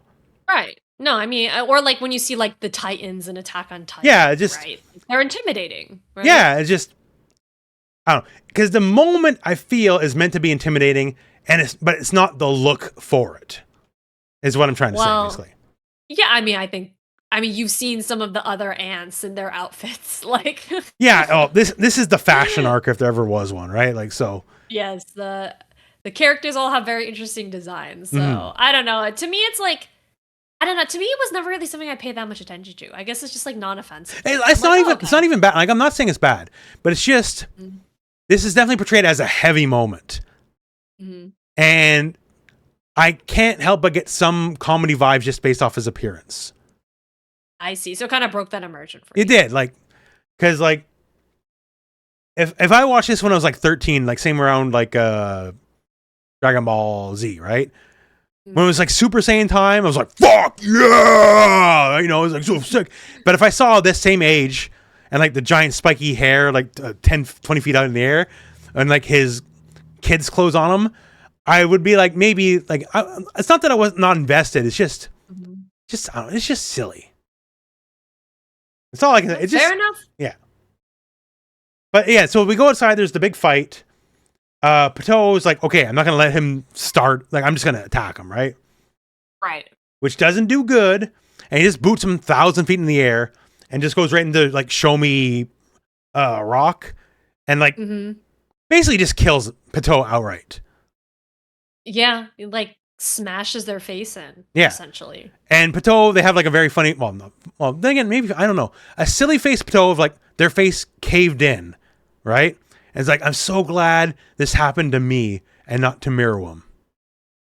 I don't think it was pretty brutal. I don't Yeah. know. Like I saw that and I was like, oh shit. Yeah, but it's like, yeah, Pateau's effectively dead on this one hit. Yeah, because I mean, we've seen people like get fucked up, arms off, legs get chopped off, but like that's the first time, at least that I can remember, that we really saw someone's like face and their Yeah, teeth kind of it's all like it's smashed somewhat up. comedic in the term, but like the Patou's face is just caved in, and like Yeah, graphically so. Yeah, I think it's definitely one of the more brutal shots that Yeah, we've seen. So it's not far. funny cat, but a new like it's not one of those million comedy faces you've seen out of the character. Mhm. Yeah. But yeah, so they were saying here the only way to get this power is Gon has compressed his own life Mhm. and may never be able to use Nen ever again. Yeah, he's not going from Super Saiyan 1 to Super Saiyan 2 or No. whatever. It was it. He's a real class. He's like when he said earlier, he's like, I don't care what happens to me anymore. So this is like the most short-term power gain ever. Yeah, I mean, I can't help but think like, I don't know, like I feel like if Killua was in that same situation, like, yeah, he would be really freaked out by everything and understandably like really angry or really sad. But like I think this is Gohan's first experience of like, oh shit, someone close to me has died. And he's just completely going He ain't psycho used to mode. hard time. God Yeah. damn it. I got so far without thinking about wrestling. All right, here you go. First wrestling reference of the day. I'm just gonna leave the picture because we'll definitely get copyright strike if I did the video. He don't know about hard times, daddy. That's what he don't know about. That's a look. Is this from the 80s? This is from the 70s. Oh, wow. Okay. Yeah. This is probably top 5 most famous wrestling promo of all time. This is Dusty Rhodes talking about hard times. Oh, okay. I've heard of Dusty Rhodes, actually. Yeah, very famous from back in the day. Mm-hmm. And he helped break the mold in a lot of ways because he does not have a traditional wrestler's physique. Right. But he could talk. Oh my God. That's why this promo is so famous. You would be spellbound. Because he talked about hard times. He grew up poor. He grew up without heating. Like he grew up the son of a plumber. He knew about hard times, daddy. And he also talked with a big lisp. So that's why I'm using I was like, did he have that like exact accent? Yeah. Yeah, so that's the promo. So Gon is learning about hard times, daddy, basically for the first time. Yeah, pretty much. He does not take it very well at all. Like, and like when you think about it, like, yes, Kite, like, has he really spent that much time with Kite? Because like a little bit when he was a kid, a little bit like when he was 2 hours as a older. kid, and like an afternoon later in life. Right. But like when you're on his team, right? Like you're on his team. And so he's when your team going, Gon crew for life, right? Like that's right. When you're for part of the crew, you're life. That's right. That's also wrestling, by the way. But I can't believe I just said that. Never. Please bleep that from existence. I didn't even hear what you said. Oh, I said 6'7". Oh no, that's fine. If the kids are that brain rot at this point, they're watching. That's on them. I don't know the analytics of your audience, but I would imagine they run on the older side. Like my audience is among the older. Okay. I mean, I think mine are similar. I think most fighting game people are older. Like they're not. Well, I remember it was like 2 years ago. A lot of people are comparing analytics, and like if you do mostly anime fighting games, your audience is a lot younger. I mean, that makes sense. You do mostly Street Fighter, your audience is a lot older. I talk about games that are older than me, so yeah. I don't. But like for me, given I'm more education, either guides or news, I don't think the average I like 20% of my audience is like 18 to 25. So it's not like I got no kids. It's pretty good, actually. Yeah, but like the biggest chunk of my audience is like 30 to 35. Yeah, I was gonna say, like, pretty sure that's where mine is too. I haven't checked recently, but also like again, the games I talk about are like, but it's also content for all ages, right? So it's like you talk, I don't know, like I'll talk about like all the fighting game like opening cinematics, and it's like, yeah, you can appreciate the that. kids will learn the history. Like, eventually, they'll be like, I want to learn everything there is to learn about this old game, and then they'll pop on one of our channels and they'll get to learning. I mean, regardless, I think like it's like 98% male. So oh yeah, like gender is one thing that I think when we're comparing, I had the largest female audience. Mine was 3%. Oh, okay, yeah, that is pretty big. Yeah. Yeah. So I'm basically a Definitely. feminist, is what I'm saying. That's right. Number one most liberal YouTuber. But I remember like at 3, like that's a lot. The FGCs have 3% ladies. I mean that is quite a bit. Like I thought like maybe I don't when I first like before I actually started looking at my analytics, right? Like I thought like, oh, like I'm a woman, maybe other women will also be attracted to my content. And it's like not as like focused on the gameplay, right? It's like more from a casual perspective. So I was like, oh, okay, like maybe that means I'll have slightly like it'll be like 10% female, Yeah. like 90% male. And it was not that whatsoever. Which like listen, like I'm not like, oh yeah, women gotta watch my content or like having a higher percentage of like male views is a bad thing. It's just It's just the genre, right? If yeah, somehow we were like, sense. oh, what's this very, what's the most stereotypical? The Sims. If somehow we were like Sims YouTubers, I'm sure they probably have a much higher female audience. I mean, maybe that's bigoted. Maybe that's bigoted to me. I don't know. This. I just associate ladies playing The Sims, but I actually associate like in terms of like more competitive games. I actually associate Mario Kart with ladies. really, I feel like there's a lot more like female Mario Karters than there are like I mean at least compared to like esports. You know, like in terms of like well Valorant, League, whatever. Like the more harder esports, right? holy I don't fuck, know. I'm woke as fuck now. I just checked, by the way. I'm now at a 4% female audience. Whoa! I mean, from 3% to 4%. Yeah, I don't know what 3% was 2 years increase ago. that is. Yeah. Yeah, but that's up. You're on the Oh, up and my metrics have changed. Oh? My biggest grouping is now 25 to 34. It used to be 35 to 44. Okay. You're getting younger. 35 to Now you 44 can is the start second biggest, but now you can start saying 6, 7, yeah, right? yes, And jeez. you'll be you'll be The one thing relating for to fighting your games, audience. Mhm. granted, it's such a smaller community in terms of fighting games, and it's basically dead now. The Dead or Alive community had a gigantic amount of ladies in it. Really? Yes. Okay, interesting. I would say overwhelmingly of all the fighting games I've ever been in my life, women love Dead or Alive the most. I always associated more like a female audience with Tekken, personally. I can only go by my personal experience, but and granted, like given the perception of Dead or Alive, you would think ladies would go screaming, but I think I have a man's perspective, so obviously I can't speak for everyone, and I'm going to say this, and I'm going to be wrong no matter what I fucking say now, but I might as well finish my train of thought. But I think ladies like playing pretty ladies in video games. No, I agree. Yes. I've seen so many people cosplay Marie Rose and Yeah, like and Dead or Alive, you know. pound for pound, basically has the most pretty ladies. Yeah, there's so many DOA cosplayers and like I genuinely feel like people like the designs of the DOA characters. Like yes, it has a bad rep. Like for all the women I've known that played DOA over the years, like they definitely didn't play fucking bass. I'll say that. Yeah, no, they were playing Kasume, Ayane, like all the really or like Marie Rose, what's her name, Kokomi or something like Kokoro. that. Kokoro, sorry. Oh, I got Hitomi and Kokoro. There's Hitomi's very popular because Hitomi's like the most, like almost like every like what's the term? You know, the everyman, but I don't know how to gender the everyman. Like a girl next door. Yeah. I always feel like girl next door is used in terms of looks, though. Okay, like I guess what do you mean by that?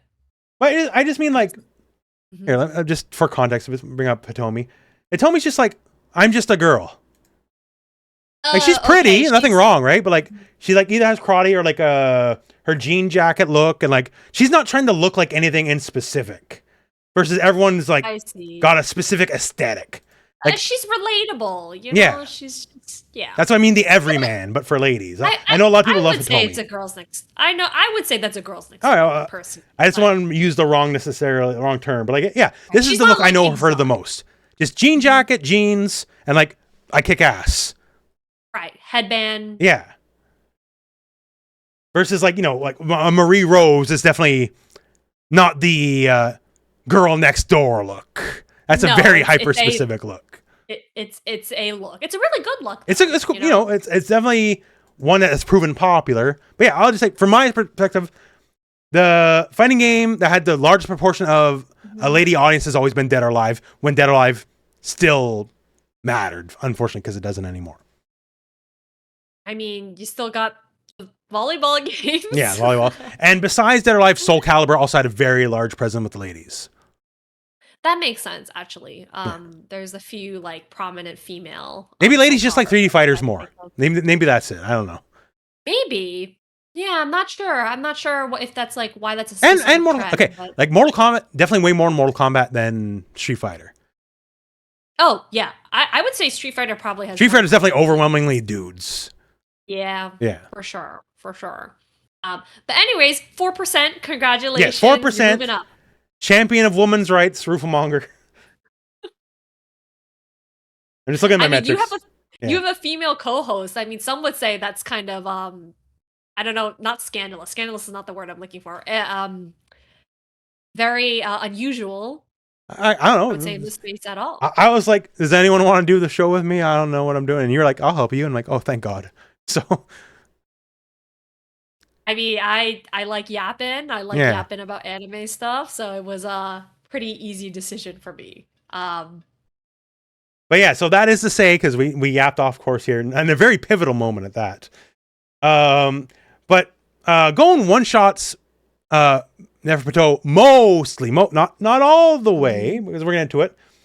And cuz Poof told Killua what's happening, lets Killua come here with Godspeed. So Right. gets here in record time, good for him. And enough time just to see Gon, he's just going, show me rock, and just punching the corpse of Neferpitou over in the and over dust, again. right? Yeah. Which is that's a moment. That's kind of like a heartless moment. Yeah, but that wasn't even enough to take Pitou kind of down. Well, this is what we would call in the biz, we set up something for a callback. So Mhm. Killua's there, and he kind of compares going to like a reverse Bisky. Mhm. And he's kind of like, also, what, like, there's going to be consequences for what you did. Like, you can't do Right. this and get away with it. Because, like, Right. he's too big, he's too jacked, he's too popular with the women. There's got to be consequences for poor beta Killua to go to bed at night, right? Like, No, but he's like freaking out. He's like, well, like with Bisky, she's just reverting to her natural form. yeah. But with Gon, like, how This many is not years normal, did he yeah. sacrifice? Yeah, basically, he's freaking out essentially. Which I mean, to be fair, I would also freak out. Yeah. But then, so callback. So, on multiple levels, they show it at the very beginning.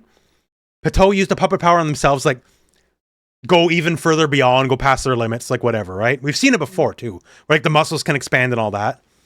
But also callback, Kite's been dead the whole time.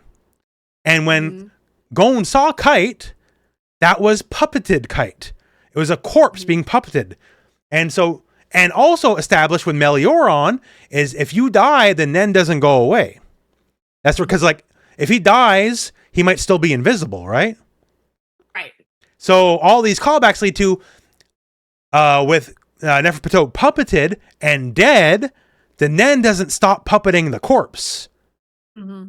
And then, oh, there we go. I remember I wrote something very witty.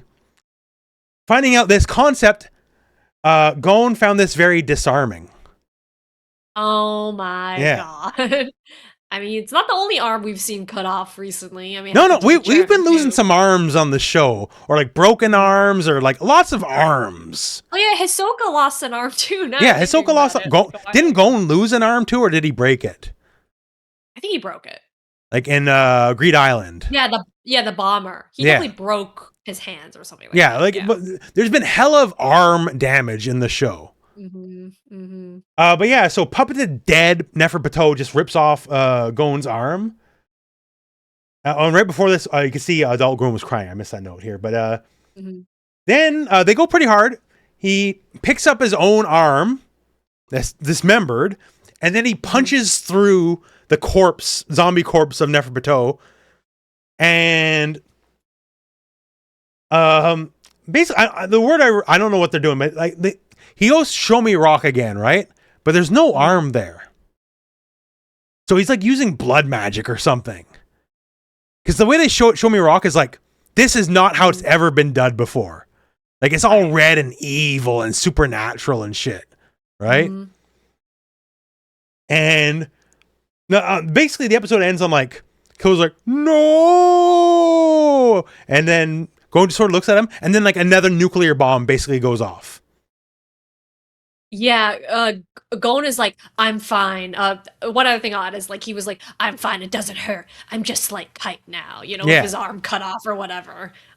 Which is like a callback to like when his arm got cut off in that original Pitou fight. Yeah. But yeah, it like a nuke basically like goes off. Now this, okay, so we got to the end of the arc, so I feel like this won't be brought up later. I guess it could be. So they're perfectly fine. Why did you show this desperation nuclear? It's not a nuke because we have the actual nukes, but it was presented basically as big as the nuke we saw earlier. And Killua is literally perfectly unharmed. And Gon's still alive. So why show this gigantic mountainside destroying explosion? For the drama. I guess it's just like I thought there'd be more I thought there'd be consequences, period, right? Because it didn't hurt Gon.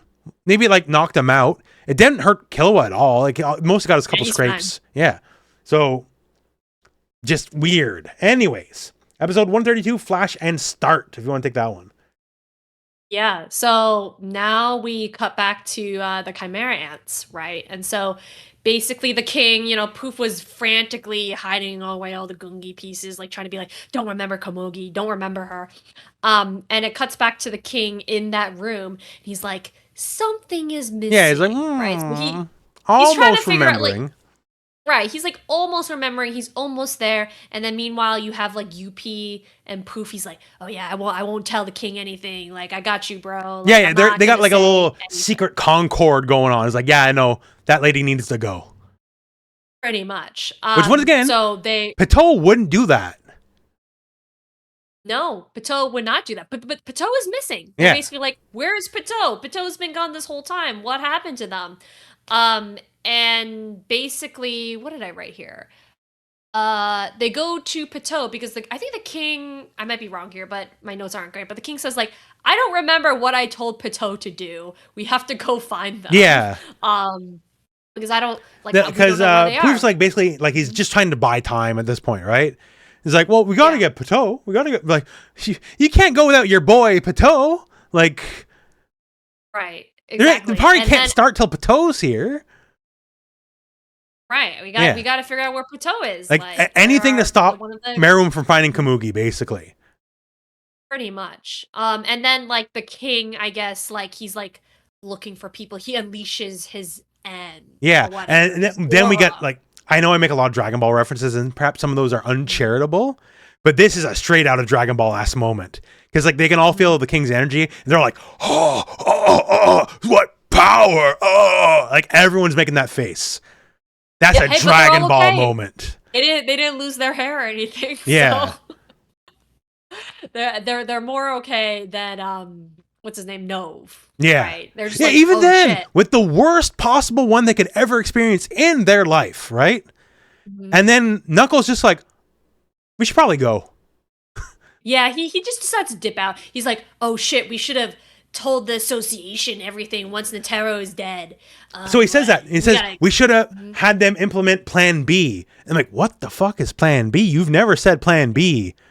And they don't talk about it either, so we don't get an exposition on that, but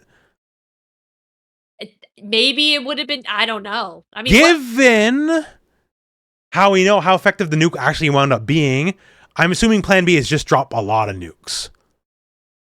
I was thinking the exact same thing. I'm like, oh, you guys should all probably leave and then just nuke like, the don't nuke an empty desert. Just nuke the city, like, and it'll figure itself out.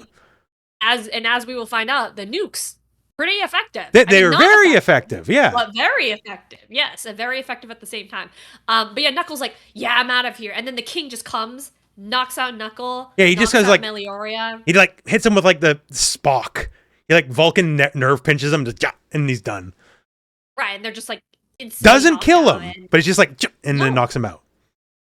He just has them. They're just like laying on the ground. Yeah, he doesn't really do anything with them. He's like, I suppose I'll question them later.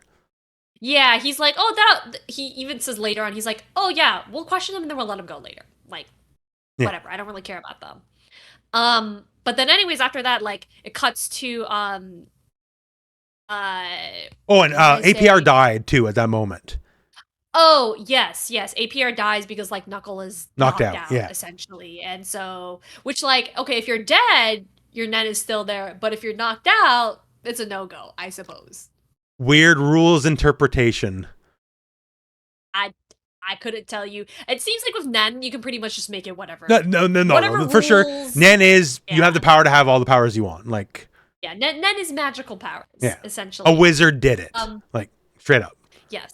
But then it cuts to a Palm and I think Palm and Ikalgo are running, and Poof says like, oh no, wait, no, Poof, okay, Yeah, so Poof's okay, doing like a lot sorry, more stalling here. Poof's like stalling. He's like, oh, let's play a The game, game, and yeah, the game. yes, let's play a game, and let's see, like, can we find like the rest of the intruders first, or can like you find like Poof first to figure out where Poof goes, right? Like for Well, Poof entertainment has to buy purposes. more time by like rehypnotizing all the new people coming in. Right. And then they're like, okay, we'll go find Neferpitou, and if we get Neferpitou first, but he's hoping Neferpitou will just show up, like while he's doing the thing where they agreed to take a truce, and like no one does anything yet. Right, because like the prize you get for finding Pitou or like finding the Like, and a wish, is that, like, but it's like, you if get a I wish. win, you tell me what the fuck you guys are hiding, because I know you're hiding something. Right, which is funny because like he kind of, I mean, we'll get into it, but he kind of wins anyways, and he still doesn't tell him. But Yeah. whatever. But basically, yeah, Poof is like spreading all his hypnotism powers. Palm is like running away. She's like freaking out. Her and Ikalgo kind of like run into like a bunker underground. Yeah, they're running into like the fake bunker. city or whatever underground. Yeah, and then like basically they have Komugi and on their back or whatever. Yeah. And basically like wrapped up in this cocoon, which also means in later episodes you learn like, oh, they're like basically the king couldn't sense Komugi because they had her wrapped up in this hair or whatever. But they put her in the politician dude's room, and they're like, okay, like we'll just hide. We'll sit here. We'll lay low. We'll hide from the king. Yeah. At some point here, she does her power and then sees Killua holding a very long-haired Gon as a child. So he's not an adult anymore, and it's like, oh, right. I missed something because like something just happened here, and she doesn't know what she missed. she's essentially like, oh, I wasn't paying attention. What the shit just happened? She's like, Gon isn't okay. Like, what's going on, right? Yeah. And she's like, she's out of the loop, basically. But yeah, that's pretty much the episode. I just want to say, at the very end, you can see meruem, and he's kind of going like, because they said game, right? And he's like, game. Like he's trying to remember Komugi and Gunji, right? And to me, I'm like, oh, he's foreshadowing Nen Impact. It's like, eventually there'll be a game that lives for one day. He's willing it into existence. Yeah.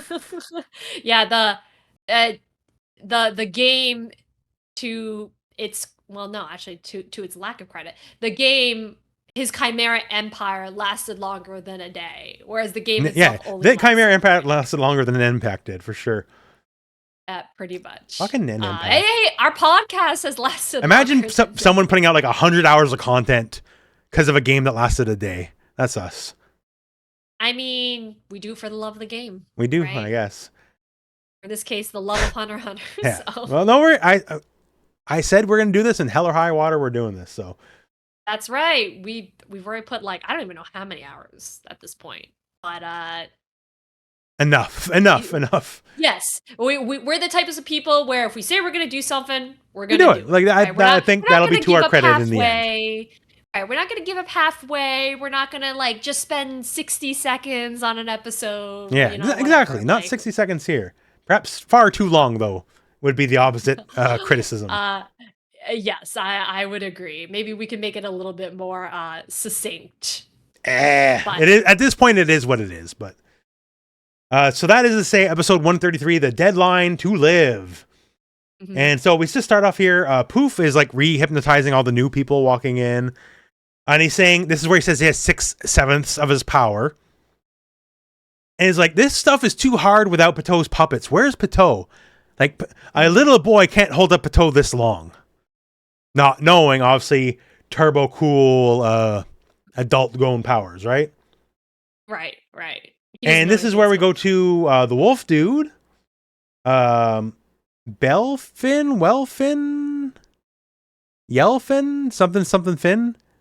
I wrote down in my notes Wolfkin, but I know that's wrong. Yeah, something Finn. Anyway, wolf dude, right? I just found it funny because he's on crutches now, which is just a funny look for a werewolf on crutches. Like, it's not something you see every day. Yeah, he's got his bandages wrapped around. Yeah. He's It's just something I didn't know I needed to see. And it turns out Ikalgo remembers his previous life, and he remembers the wolf. Like, they used to be work buddies at the NGL. Selling illegal drugs, by the way, because they were part of the drug guys' empire. Right. They're talking about, like, oh, we need to find, you gotta have to find Gyro. Like Yeah. Remember when we were like fucking narco terrorists together? Remember those days, bud? And like, wait, and is it just me or did Akalgo's voice, it changed when he was talking about the old days? It might have been, yeah. Different. But yeah, so they're just remembering, like, I like the fact like they're glossing that they're both narco terrorists together. That's right. They were shooting down the innocents together. Yeah. And like forcing the NGL to be like techno-Luddites and hiding technology from them while they're making drugs under their nose. Pretty much. Hey, but they're just good buds. They're just like you and me, though, otherwise. That's right. And dude who was the craw daddy, the crawfish, he was also ex-NGL, although they don't remember his name. Yes, he doesn't remember his identity. Yeah, and then eventually he goes to Yuppie, because they're like, okay, we have Komugi, she's our hostage, go relay that to the royal guard of the king, right? Mm-hmm. So Wolf Dude meets Yuppie. It's like, do you have memories of when you were a human? I'm like, no, he wouldn't. They say he was a magical beast. Mm-hmm. I remember that. So he would never have been human to begin with. Right. And then it shows him threatening him with his dumb fucking mummy truth rockets.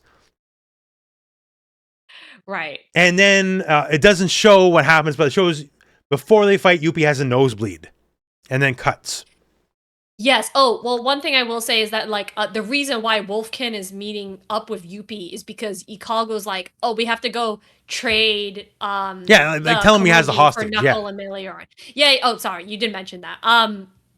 But yeah. Although he does before that, he does say like we might be ants, but we're anti-ant. We remember our human selves, and we're not working with the ants anymore.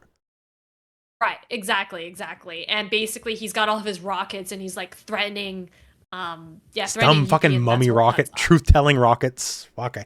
What a dumb fucking power. And it doesn't even work, but we'll get into it. Right. Goes back to meruem. He's starting to slowly remember Gunji. Like, he's remembering like Gunji board pieces and stuff. And then this is where it's brought in. So it goes back to Palm, right? And she's talking to Ikalgo, like, what's going on? And it's like, yeah, meruem's gonna die. So don't worry. Like, there's no final battle. Okay, I didn't follow. She had like a really long explanation as to like why she figured this out or knew this, and I was like, I just do not follow what she's saying. So comments, if we miss something, please let us know. My inference of this, because Palm was like part of like the master plan, right? Whereas Ikalgo wasn't necessarily. So she probably knew about the chairman's nuke, is my understanding, right? And thus, I'm assuming she knew about the fact that like if you could somehow survive being nuked, you're not surviving the nuke anyways. Mm-hmm. Like that's my inference of it. That would make sense. Because us, the viewer, were not brought privy to the fact that like not only is there radiation poisoning, there's turbo Nen radiation poisoning in Hunter x Hunter. It's actually also worse than regular radiation poison. Right. And there's also a plan B that we didn't know about either. Yeah, there's plan B, right? Because I think they explain more in text about what they're talking about now. So the radiation poisoning here kills you faster than our radiation poisoning, and is also contagious, which ours isn't. Right. Well, yeah, no, you're right. Well, you can get it if you are, like, if you're descended from someone else with radiation. Well, but they're saying, like, the way it works is you don't even need to be in the radiation zone. If someone else is irradiated, you can catch it from them, which I theoretically could work in real life if someone is, like, Chernobyl level irradiated, I guess. Yeah. Like, if they were at the metal slug. barring that, it doesn't work that way in real life. I see. I mean, I wasn't sure of the science behind it, but I figure like if you're dealing with a radiation patient, Because they're treating it more like gear. It's called radiation poisoning, but it's not poison technically, right? It's cellular degeneration, but they're treating this like it's poison. So it's worse. You can like literally, like the flu or something. You can like pass it to someone just by like touching. Because like cellular degeneration from radiation poisoning would take up to 2 weeks to kill you, if not even more sometimes. This kills you in a day.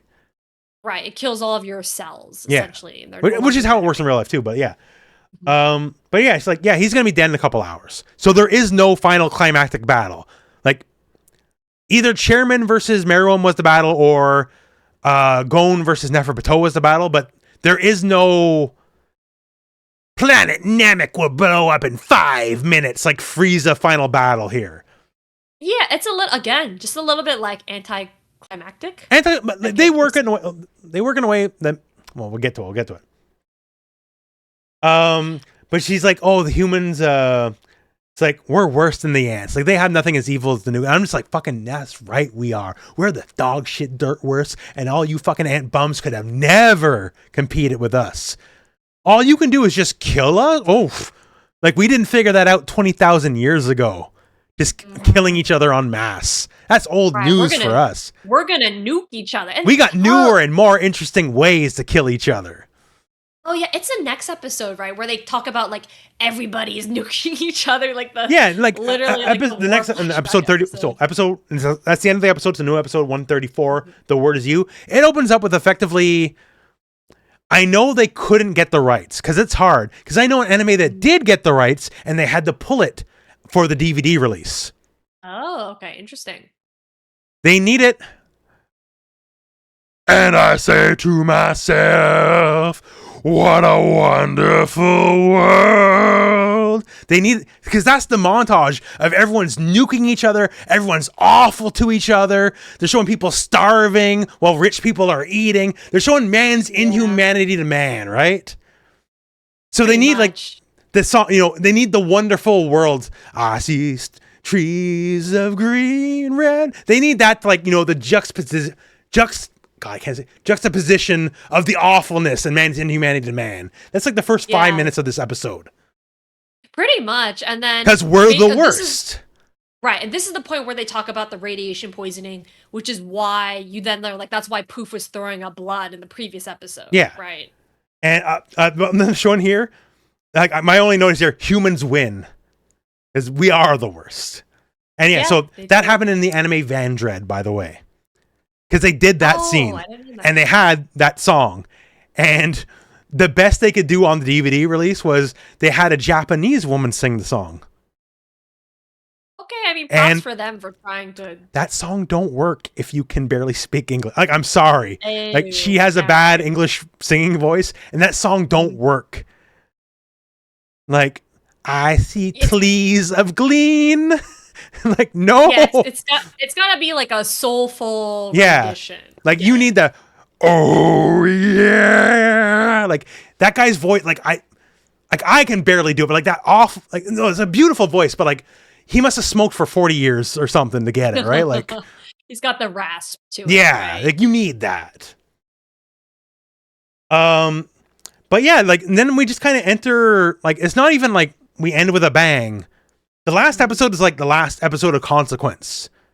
Mm-hmm. Like, this is the Lord of the Rings. Falling action. This is Sauron's beat. This is the like where they're walking back to the Shire. And it's like, so what do you want for supper? Like, this is that part of Lord of the Rings, basically, right? Because Meruem knows he's done too. He knows he's done. Like, this is over. All this is done.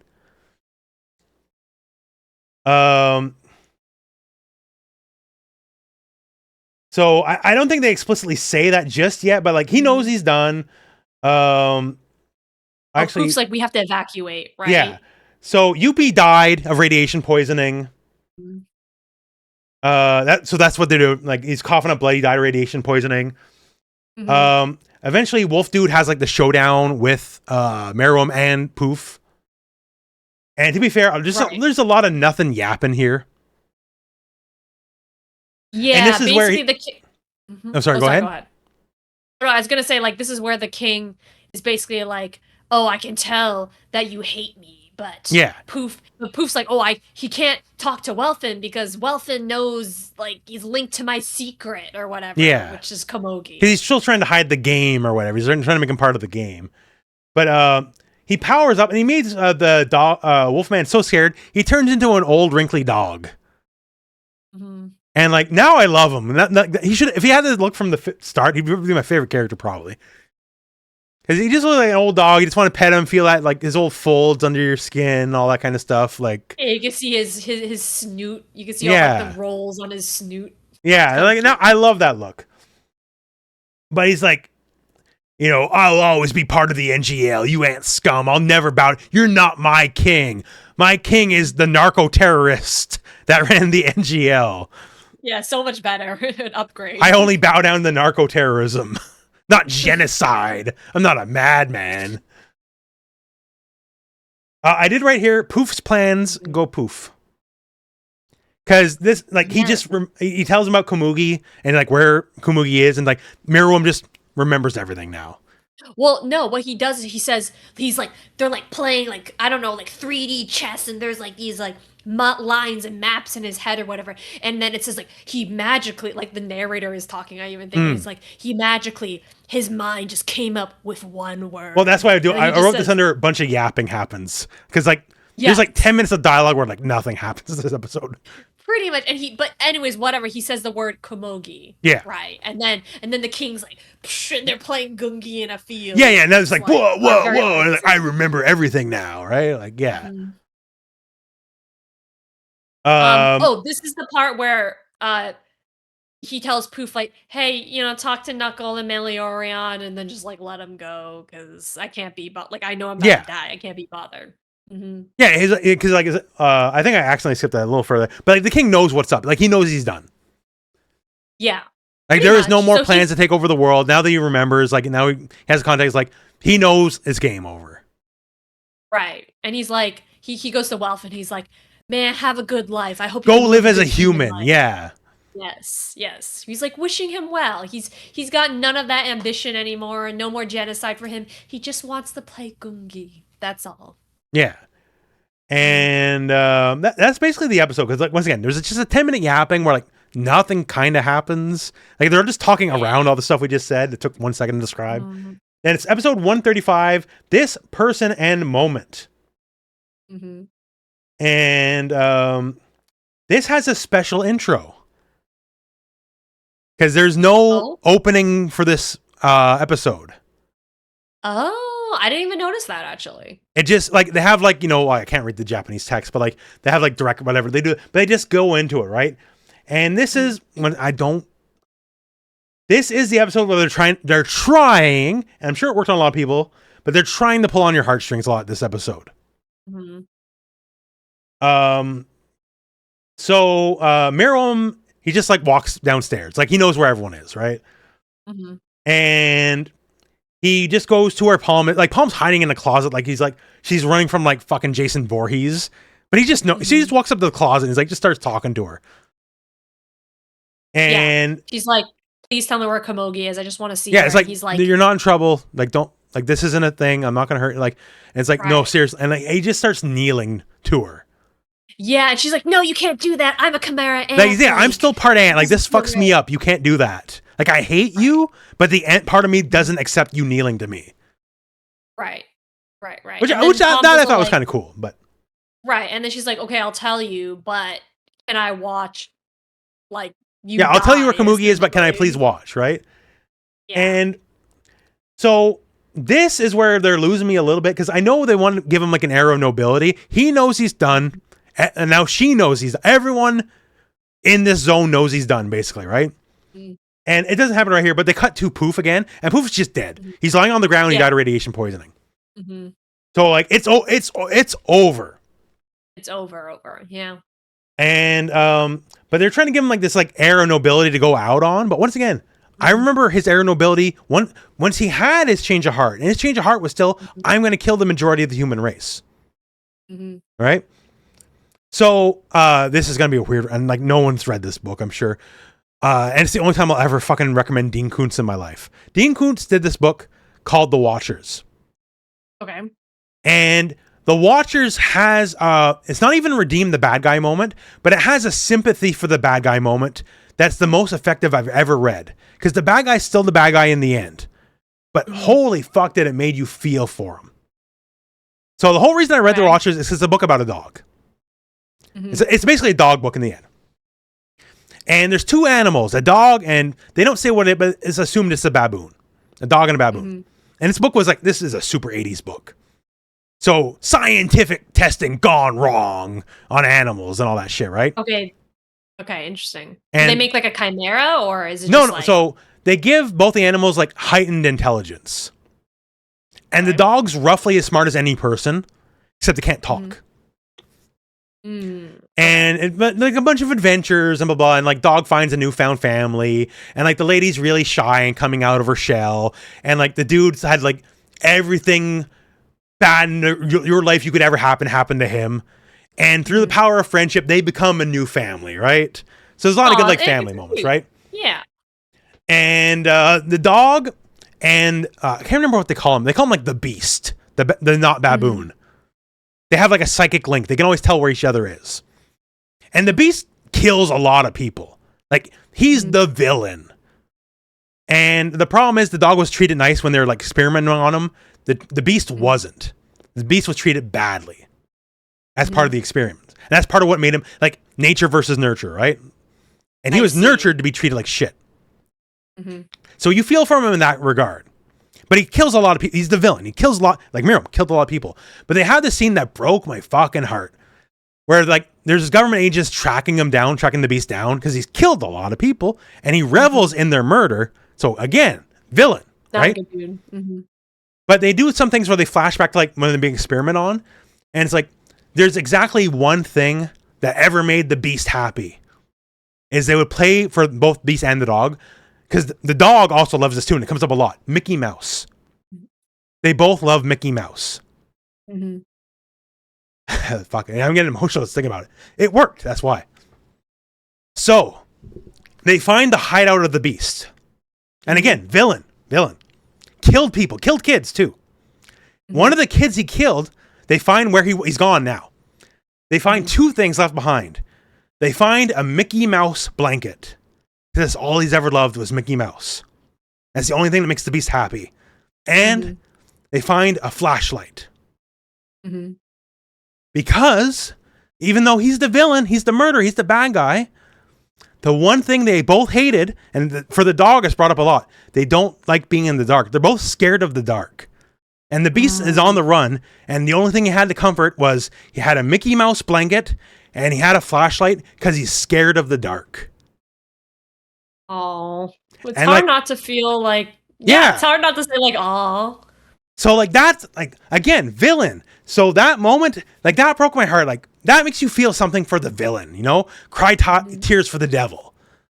Cause like he's a kid in the end.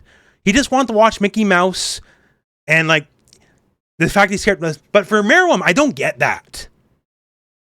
He's a bad guy through and through. Maybe he made a friend, right? But like there's no redemption. There's no moment. Right. It's more so like, I don't know. I feel like rather than redemption, it's just more so like, I want to go out on my own terms. No, and it goes that's like the kind he of does, vibe but like there's no moment where I feel bad for him, you know? I see that. Okay, that's fair. Like you could definitely tell that they're trying to set it up as like, oh man, look at, Because like, all he oh, wants he's is gonna his last die, name. and like my only thought is good, you know, like even that Dean Koontz book, the same book, right? When the beast finally dies, the dog tricks him and the family to get a house, and they shoot him, and the beast just says after he gets shot to death, he says thank you. Damn. Yeah, That goes. it's his far. only word he's ever spoken. He says thank you for killing. Like finally, he hated being alive. Right, ending my suffering, essentially. Right. So you don't even get that. Like meruem just kind of wins in the end. Yeah, for a mass murderer, he sure got a nice way to go out. Exactly. Yeah, so that's why when I feel like they're trying to pull your heartstrings a bit, like I feel sadder for Komugi than anything else. Because her friendship with meruem kills her. Right. She's basically like, hey, I'll die with you. Yeah, You because know? the radiation poisoning, right? Right. Which, like, Komugi, you've known this guy for like a day. Like, Like, yeah, a better I, part of 2 I weeks would at most, let's say, right? Like, yeah, I would kind of reconsider that, but you know, that's just me. yeah. So, like, there's other things, like, they talk about, like, the other things happening before we get to that part, I guess. The Mhm. world's reporting now on what happens, this East Corto and the NGL. And it's like, Mhm. oh, fucked up shit's happening here, by the way. Mhm. And, but I remember. Remember when the weird lion man killed that woman on live TV? Oh yes, way back. Yeah!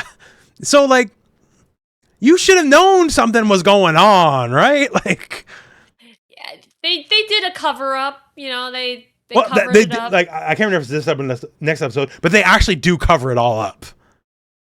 Yeah, it's like they like say like, oh, it was a whatever. This was happening. This was like some sort of murder suicide plot where They say it's like, yeah, murder suicide was like leader- murder genocide, which that's a term.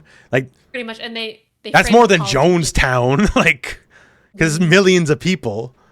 Yeah, I mean, like already, like what did they say? Like 5 million people have died or something like that. Like a lot of people. Well, have it's died like already. for the NGL, they say there's only, but between two countries, there's only 5 million people left. Oh shit, that's even way worse. Yeah. Actually. But I think that's getting slightly ahead. But yeah, so there's a quick call.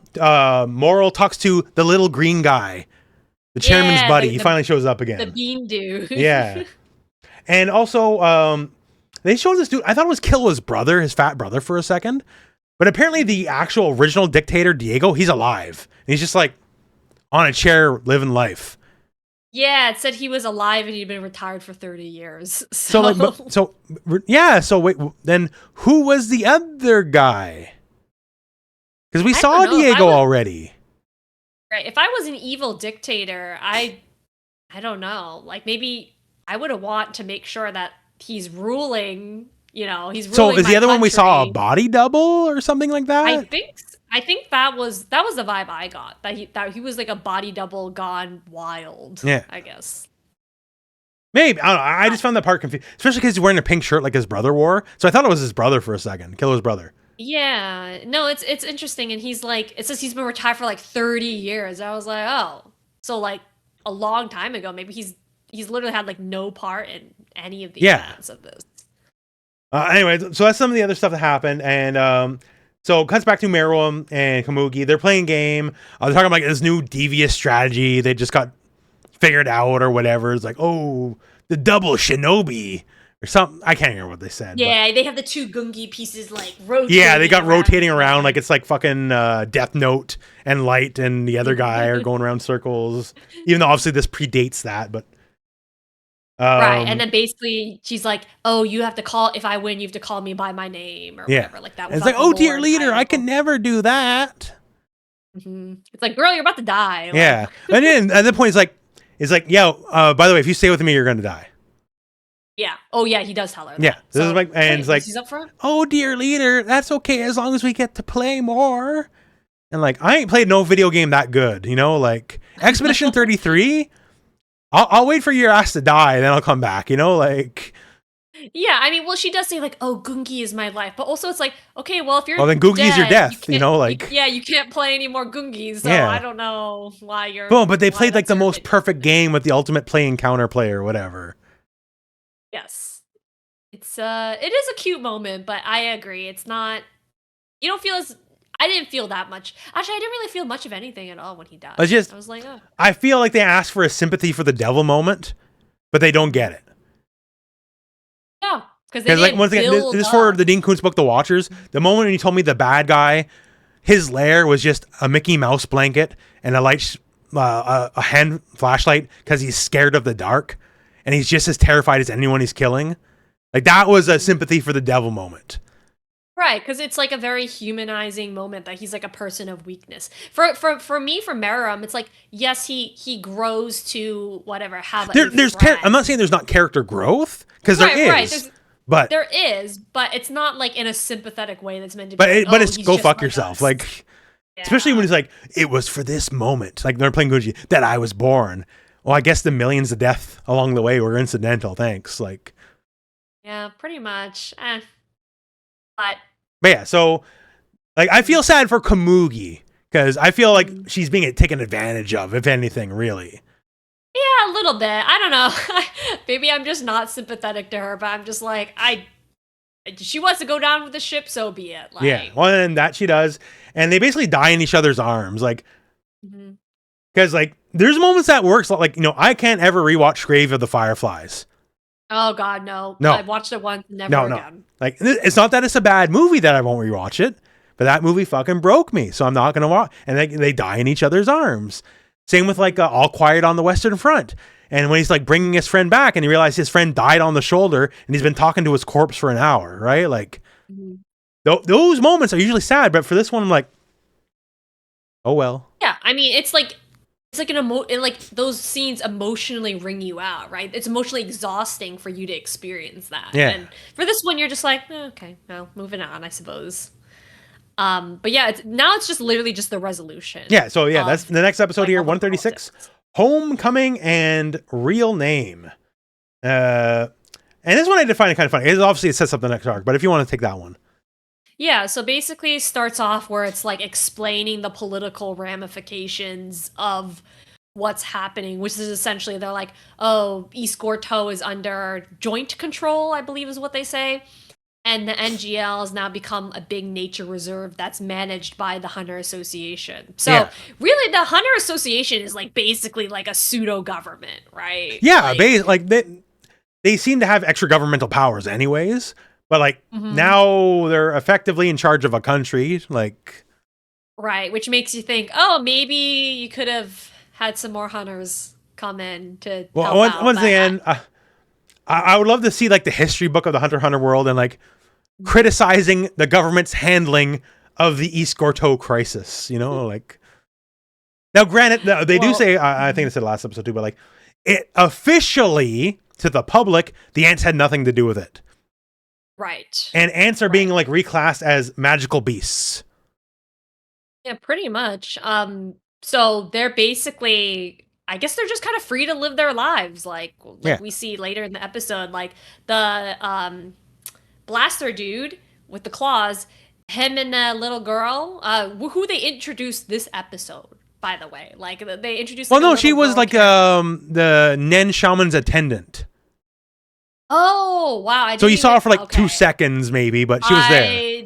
I did not make that connection at Yeah. all. Jesus Christ. Okay, well, anyways, the little girl who you've seen before, like, they're gonna stay in the NGL. Meanwhile, Wolf Dude, Nen Exorcist Girl, and the politician drive off to Meteor City to find Gyro or whatever. Like, they're They're looking for like planning on it's finding almost like a Wolf drive Dude. off into the sunset moment, but like yeah. So Wolf Dude, I'm now upgrading to Dog Man because he's not a wolf anymore; he's a dog. Mhm. But he's like now they remember the old life. They're looking for Gyro, his can't remember specifically his blood brother, but whatever, like his effective brother. The crawdaddy dude, crawfish dude. So the girl taking them to the NGL. Mhm. And so the little bug girl is the little girl that was Cryo, whatever his name was, Hawkman, Eagly, Oh, Colt. Fuck. Okay, way off. That's the sister from the very beginning of the arc. Yeah, when they were like killed by the ants, Yeah. right? Because Colt became the brother, and the little girl is the sister. Yeah. So the crawdaddy brings her back, reunites with the mother, even though the girl's an ant now. Mom still knows it's who it is, and so that's a nice moment. Okay, And it's that like- was really cute. Yeah, and then it's like telling the crawfish dude, it's like, well, you got to stay with us, and he's like, nah, I got to do my own. Don't worry about me. And then he's like, just looking. It's like I'm just gonna jump off a cliff now. He's like gonna kill himself. Oh, really? That- thought that's he what was I just, took like, from it. looking. Oh, I didn't get that vibe at all. I thought he was just like looking.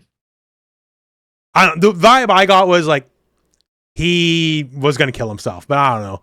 But then the little girl comes like, no, you got to live with us, because like Come there's back and got to have be dinner. hundreds to thousands of ants still in the NGL, right? Mhm. So, like, I'm sure it'll never be expounded upon. Like, is there an era of integration now, or like, because some of these guys still want to just kill and eat people? I'm sure, right? Mm-hmm. Mm-hmm. Like, yeah, or I'm sure some of them want to become the kings of their own, right? yeah, or yeah, You like know, I don't we think saw a it's over. couple, like Scorpion Lady invaded Meteor City. So like, there's got to be a lot of other resolutions around the world, right? Right. Well, we will never find out. I'm sure we won't.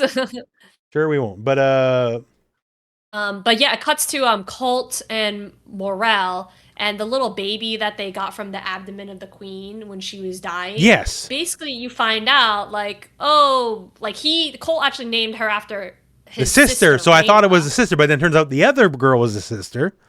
Right, and this person's actually Kite Yes, which as an ant. Mm-hmm. doesn't make any sense. I don't know, because like you think the body has to be eaten to become an ant, so maybe she ate his brain. I don't know. I'm not sure how that happened. I'm just trying to think of the timeline of events too, right? Like, wasn't Meruem basically just about born? Like, he was definitely like the queen's like belly was like huge by then. Mm-hmm. That's like, so I think the king's born like an episode or two after Kite dies. So the whole timeline of events just doesn't seem to work out on that. Wait, no, because wait, that girl is born after Kite died, or after Meruem was born, right? Yes. Yeah. And because he rips out of her abdomen or whatever, and that's why she's like dying basically. And So is Kite not even still alive by then? I don't know what the exact timing is. I have to rewatch the episode. Like, the timing seems extra fucking tight, and then also extra suspect on how that. I like, sure, it's Kite, whatever, I'll buy it, right? But timeline seems tight on that. Is basically what I'm saying.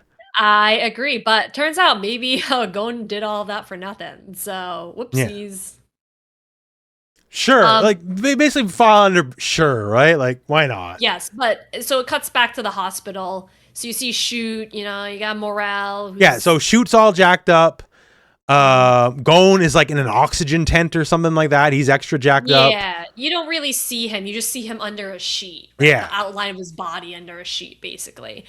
And Nove is like, oh, I'm going to go get some doctors, right? I'm going to help Gon out. But Yeah. Killua's like, no, I'm not going to go with you to get the doctors. Like, I'm going to find my own solution. I'm going to fix everything, Yeah, he's having, at least for the other guy, he's like, well, I'm going to bring in a specialist. I'm just going to do my portal powers. So, like, theoretically, you could bring in a specialist at half the time because he just, portal? You just have to go there. Physically travel there, then boop, we're just back in the portal, right? So...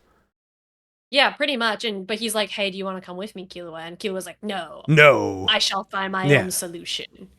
And then the last thing is that you see the CD, like you saw a little bit of it, I think, earlier in the episode or the episode before, but you actually see the CD that the little bean dude was watching. And he's like, the next chairman election.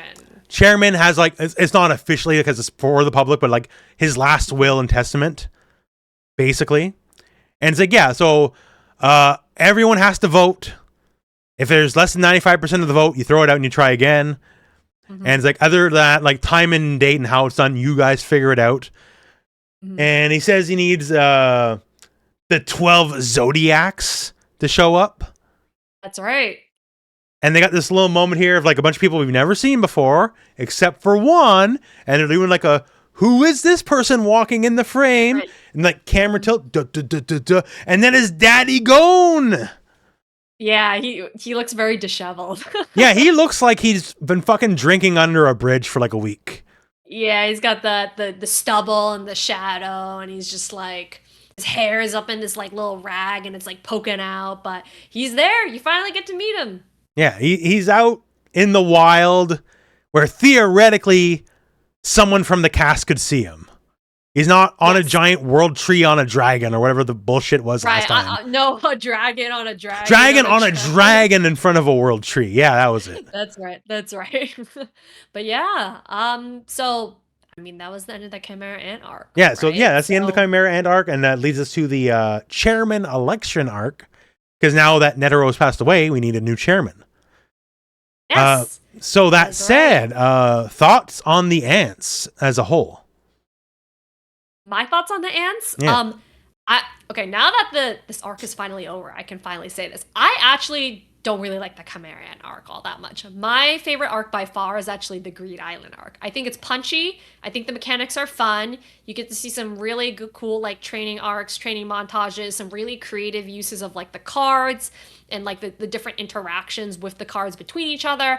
I think that arc is really clever in a lot of different ways. And then you get to the Chimera Ant arc, and they like try, like they try to give it a lot, like the tone kind of like 180s, right? So it's an arc that has a lot of gravitas. I mean, you do see like Gon's kind of like, for lack of a better word, his degradation into just like this person who's like clearly only focused on revenge, and he's not okay, and he's not very well at all.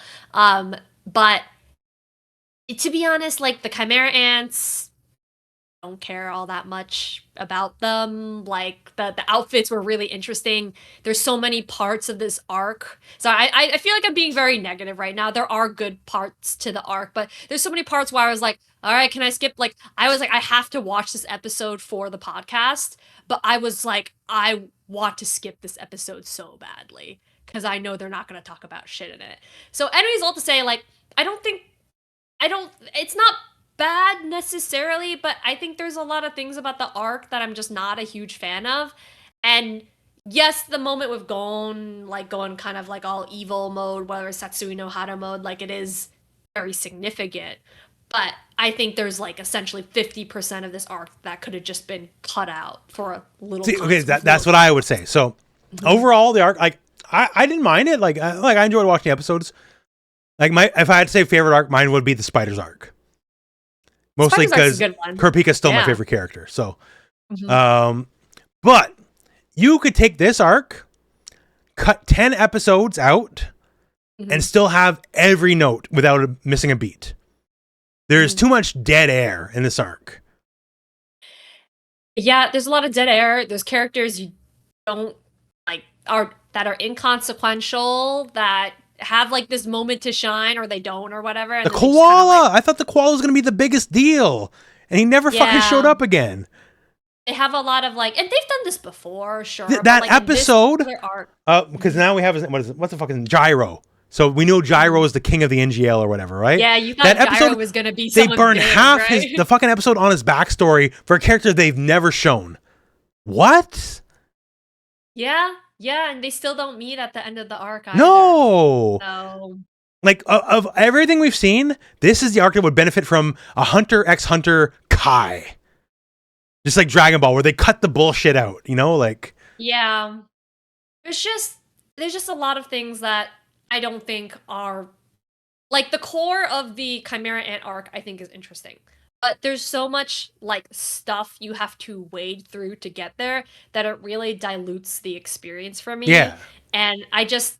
Like, the ants, I'm like, I don't care, but everything else, the plot itself, I think, is interesting. Like, the higher stakes, like, the more serious tone. I think all of that is a really cool experiment to see how they treat a lot of things. Like, yeah, it's not perfect, but like, I'm not expecting, like, perfection from, like, an anime that I'm watching. But, I don't know, I think there's certainly a lot that they could have improved. Anyways, all to say, not my favorite arc. Yeah, like I like some of the characters. Like my favorite character there is probably Neferpitou. Actually, like I came in with like warped as hell expectations because like this is the character that got me death threats, right? But there was some character growth. Like Neferpitou showed sympathy for Gon, right? Even though in the end, Neferpitou was always the character that was always on message. Like I'm not pretending to be something I'm not. But still moments of growth. A lot of the cooler moments come from Neferpitou. I'm just trying to think here. But yeah, just so many characters that are introduced that don't like. Remember that guy who was like a bear for some reason? He like drove the truck in 2 episodes. Oh, yes, the hunters at the very beginning. Yeah. They're not hunters, but they were like trying to be They're like hunters. They're like they're humans like in the the hired help or whatever. Like here's this beginning. weird bear man has like such a wild art style to him. Like yeah, see him 2 episodes, he's gone. Like Yeah, I also wish like Killua had really done more in this arc. yeah, and there's Like not I much feel for someone who got like an Omega level power up and he had the God speed and all that. He never even got like his moment really. no, he's basically like freaking out half of the time. He's like worrying about Gon, and then like again, I feel like where the anime really shines is like, in my opinion, where we see like the relationships between the characters, like Gon and Killua and or like whatever the Kurapika and Leorio. Like I think that's where this anime does a really good job in like fleshing them out and making them likable, and then sending them off on a little adventure. But I feel like everything's just like they're trying to build it up, and there's like so much focus on the Chimera Ants that you're not focusing on the main characters who are like the heart at the story you're trying to tell, and the message just gets so muddled with the side characters and Chimera Ants that you're adding that it's like, okay, well, the actual people we care about that you're actually going to see in the next arc, like they've had like no development because they or, establish like, people, but then they drop them, right? Like the bear dude, yes. whatever. But like early on, like Colt Eagly, he's a big deal. No, we burned like 10 episodes on him, so it's not like we didn't give him airtime, but we just build him up to ship him off and be forgotten about. You know?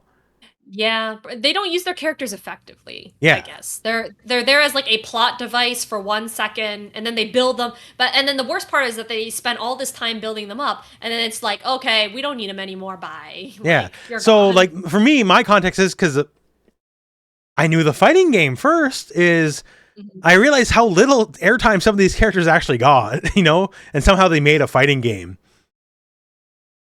Like Morale, like you at least get to see Morale, but like powers. so Neferpitou's DLC. And I think Neferpitou's already out actually, but that makes sense. Really? Okay, playable character. But now that we know Shizuku is going to be one of the DLC characters, unless she's in this next arc, I don't know what the fuck they're making a character out of her for. Because like, what is there other than the fight she fought half naked against like the pervert bug for 10 minutes? Oh yeah, the spider dude. Yeah, that's right. She cleaned up some messes, like when the mafia people were gunned down. I know, but it's vacuuming shit, right? Like, Uvogin versus Kurapika is the fight of the show, right? Like, there's no like that. Maybe that or Gon versus Hisoka. Those are the two fights of the show. Yeah, I mean those like had such personal stakes. So like, in the main character. even though Uvogin's like relatively an incredibly minor character, he did more to be a fighting game character than meruem did. Like. Yeah, I don't think you're wrong. Actually, I think you see more of Uvogin's powers than you do of meruem's. Yeah, like Uvogin got like a solid 6 episodes in of like, yo, I'm fucking fucked up. Let's go. Like. Yeah, and they develop their powers really well, and like you feel like, oh, the ants, or sorry, not the ants, the spiders are all a lot of bug. I know, yeah. The spiders are actually like all friends, and they have real relationships. And then you go like to the king, the Chimera Ants, and it's like, it's just not. They just don't have the same dynamic. For genocidal villains, like you can root for the villain, like me as the contrarian, villains are usually my favorite characters. Like I root for the bad guys in wrestling, even. Right? But there's nothing to root for the villain here. Like, oh, the villain's so cool. Like I other than Neferpitou, and like Neferpitou had it through like funny cat moments mostly, right? I was never rooting for no villain here. Uvogin, even though I got spoiled and I knew he was gonna die early on, right? But I was always rooting for Uvogin out of the gate. Yeah, I mean, if you think about the development of Razor, like Razor had more moments than like any of the ants did here. Yeah, I mean, Poof goes from like to somewhat more sympathetic. Yuppie has a little bit of development. Poof has like none, and then the King has like a little bit of minor development. Yeah, right. But they're not really moving the needle much on any of these characters. So like again, I don't think it was bad by any stretch because like. I've watched bad anime and a lot of it. Oh, yeah. I mean, I've wasted my life. Interest, right? Like it kept your interest, especially in the last few episodes. Yeah. So, but like at minimum, you could cut the episode count by 10, and you could still tell the exact same story and wouldn't hurt any of it. There's so much like dialogue you didn't need to say, exposition you didn't need to go into, like just wasting time. So much of the narrator just yapping about nothing. Like, I'm wondering like maybe if they were like contractually obligated to hit a certain number of episodes. Maybe. And so it's like Dragon Ball where it's like it's like the opposite of Dragon Ball, where like they were behind on the whatever on the manga, and the anime was ahead, so they stretched out all the like. Is there filler? I have no idea. I have no context of the comic, right? So, are some of these filler episodes? I mean, I've never really read the manga. At this point, when we're done the show, I'm going to read the manga because fuck it, right? But from what I remember, there's not really a ton of filler, actually. I think. Yeah, I don't really remember there being a ton of filler from what little I've watched, but I could definitely be wrong. But yeah, I know he's not to say like maybe it's like the opposite situation where they were like, oh, we have to kill time, but our other 2 arcs were too short, so now we have to add in. It could very well be the case. I just don't have a frame of reference. I don't know, right? But I have no clue. That's purely conjecture at this moment. But yeah, I know he's not to say it's not my favorite arc. By a long shot. But it is the one that has the most runtime. And it's the one I heard about. Like like I always heard Chimera Ant.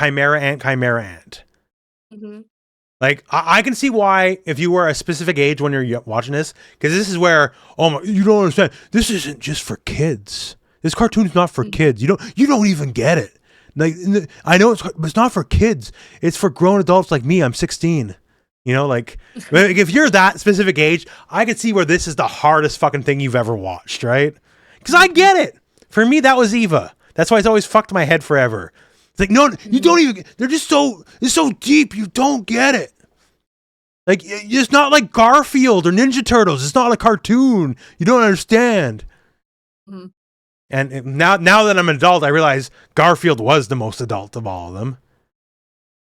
He warned us about Mondays. And we did not listen. We did not listen. Yeah. And now we must suffer through Mondays every Monday. But yeah, anyways, all to say, I think we're on the same page in terms of our favorite arcs. And, with the chairman election arc, it's just such a short arc that it's kind of like... I'll ask this. It's the only spoiler I'm going to ask. Do they elect a new chairman? Yes. Okay, that's. I just want to go into this like they end on like a waste of time. They don't as advertised. That's all I want. As advertised. There's an election. Someone's elected. Okay, good. Mm-hmm. Wait. God, don't let me be wrong. Dude, it's been so long since I watched this anime. Hang on. No, they must. Yes, they do. They do. Okay. I can't. No. Wait. Okay, go back. I'm scrolling all the way down. Oh my god. Hang on. It's like for time, like it's been 8 years since I watched Avatar, so whenever that inevitability happens. Yes, okay, yes. That's who I thought was gonna be the chairman. Okay. Yes, I was right. Yes, okay. All right. That's all. I just want to end the show on the chairman election arc, and no chairman gets elected, because that would feel like a robbery. The chairman is elected. I don't need to know who it is, but I just need to know the election succeeds. I mean, you not even really technically met them yet, so like you wouldn't know. I don't know if it's like a Gore versus Bush thing or whatever. Just need an election, need the results ratified, and we're good to go. Oh man, I wonder next podcast episode, are we gonna get like, instead of wrestling references, we're gonna get like political references to American politics. It's gonna be one hell of an episode. Well, is there a Florida to fuck up the votes in the Hunter x Hunter universe? Well, you have to get 95% consensus. Yeah. So it doesn't even have to be a Florida. It could be like I don't know, random Midwestern city. I guess. I don't know. Oh, then we'll get it. As long as someone's elected, that's all I want. I just want a proper conclusion, because I know the comic goes on long after this. It has not been finished. I know, but it started. I know it was on hiatus forever, and then we started this podcast, and then the guy's like, "Oh, now I'm going to start the comic again." I don't think it's really moved all that much.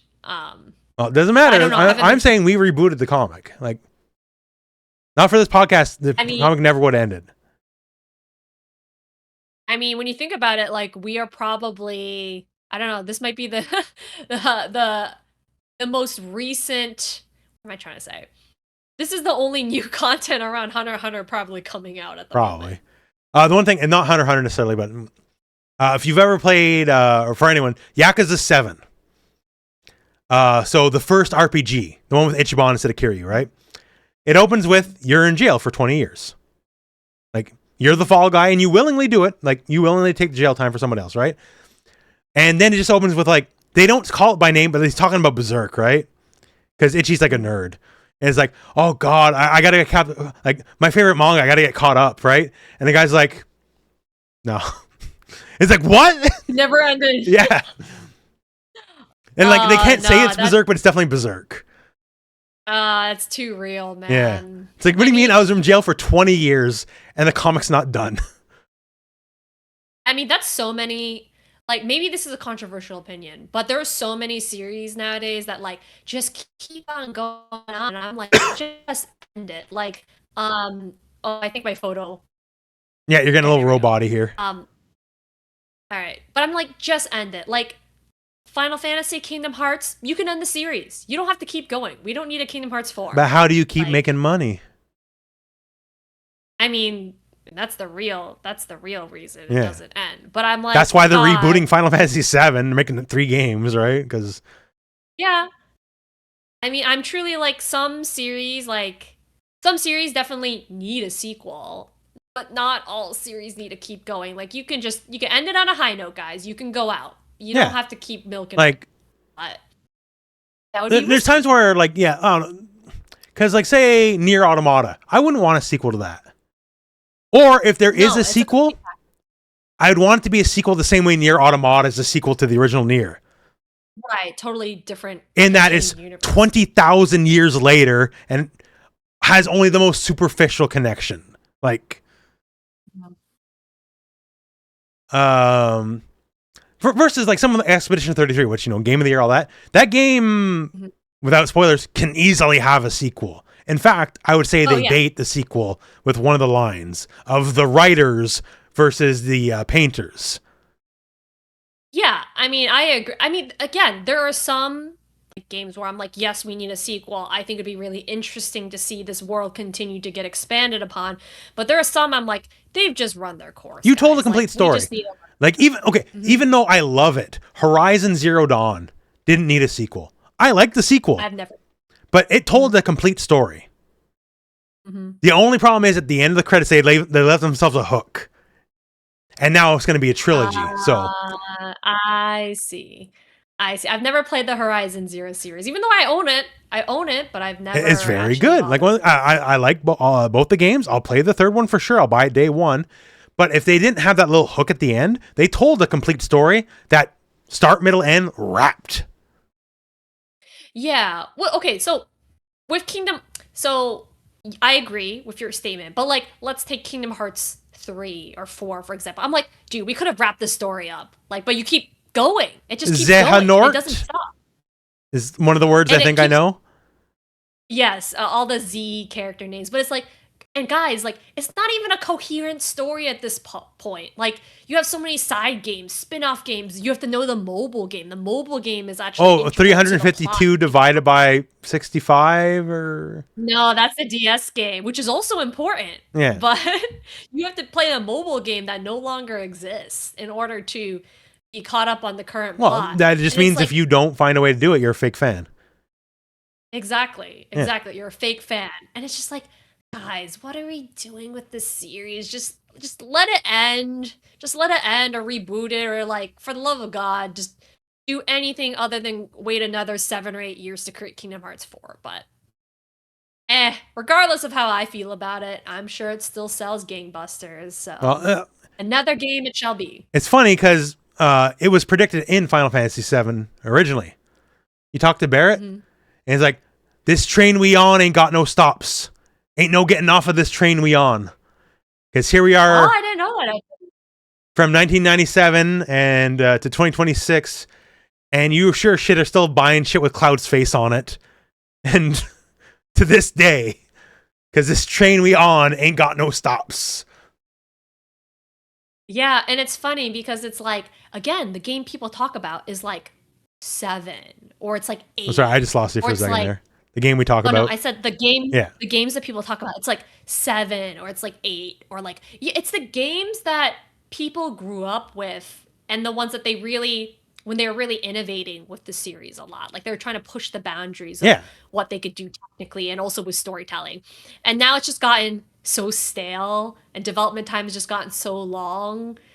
It's just, it's no longer interesting. I Like, vividly played 7. remember, this is way back when, right? But someone from Square Enix is like, well, would you ever make a new Final Fantasy? I think it was around the time of, Final Fantasy 7, around the time they're making Final Fantasy X2. And it's like, well, if we go back to Final Fantasy 7, we're just admitting we never made anything better than that.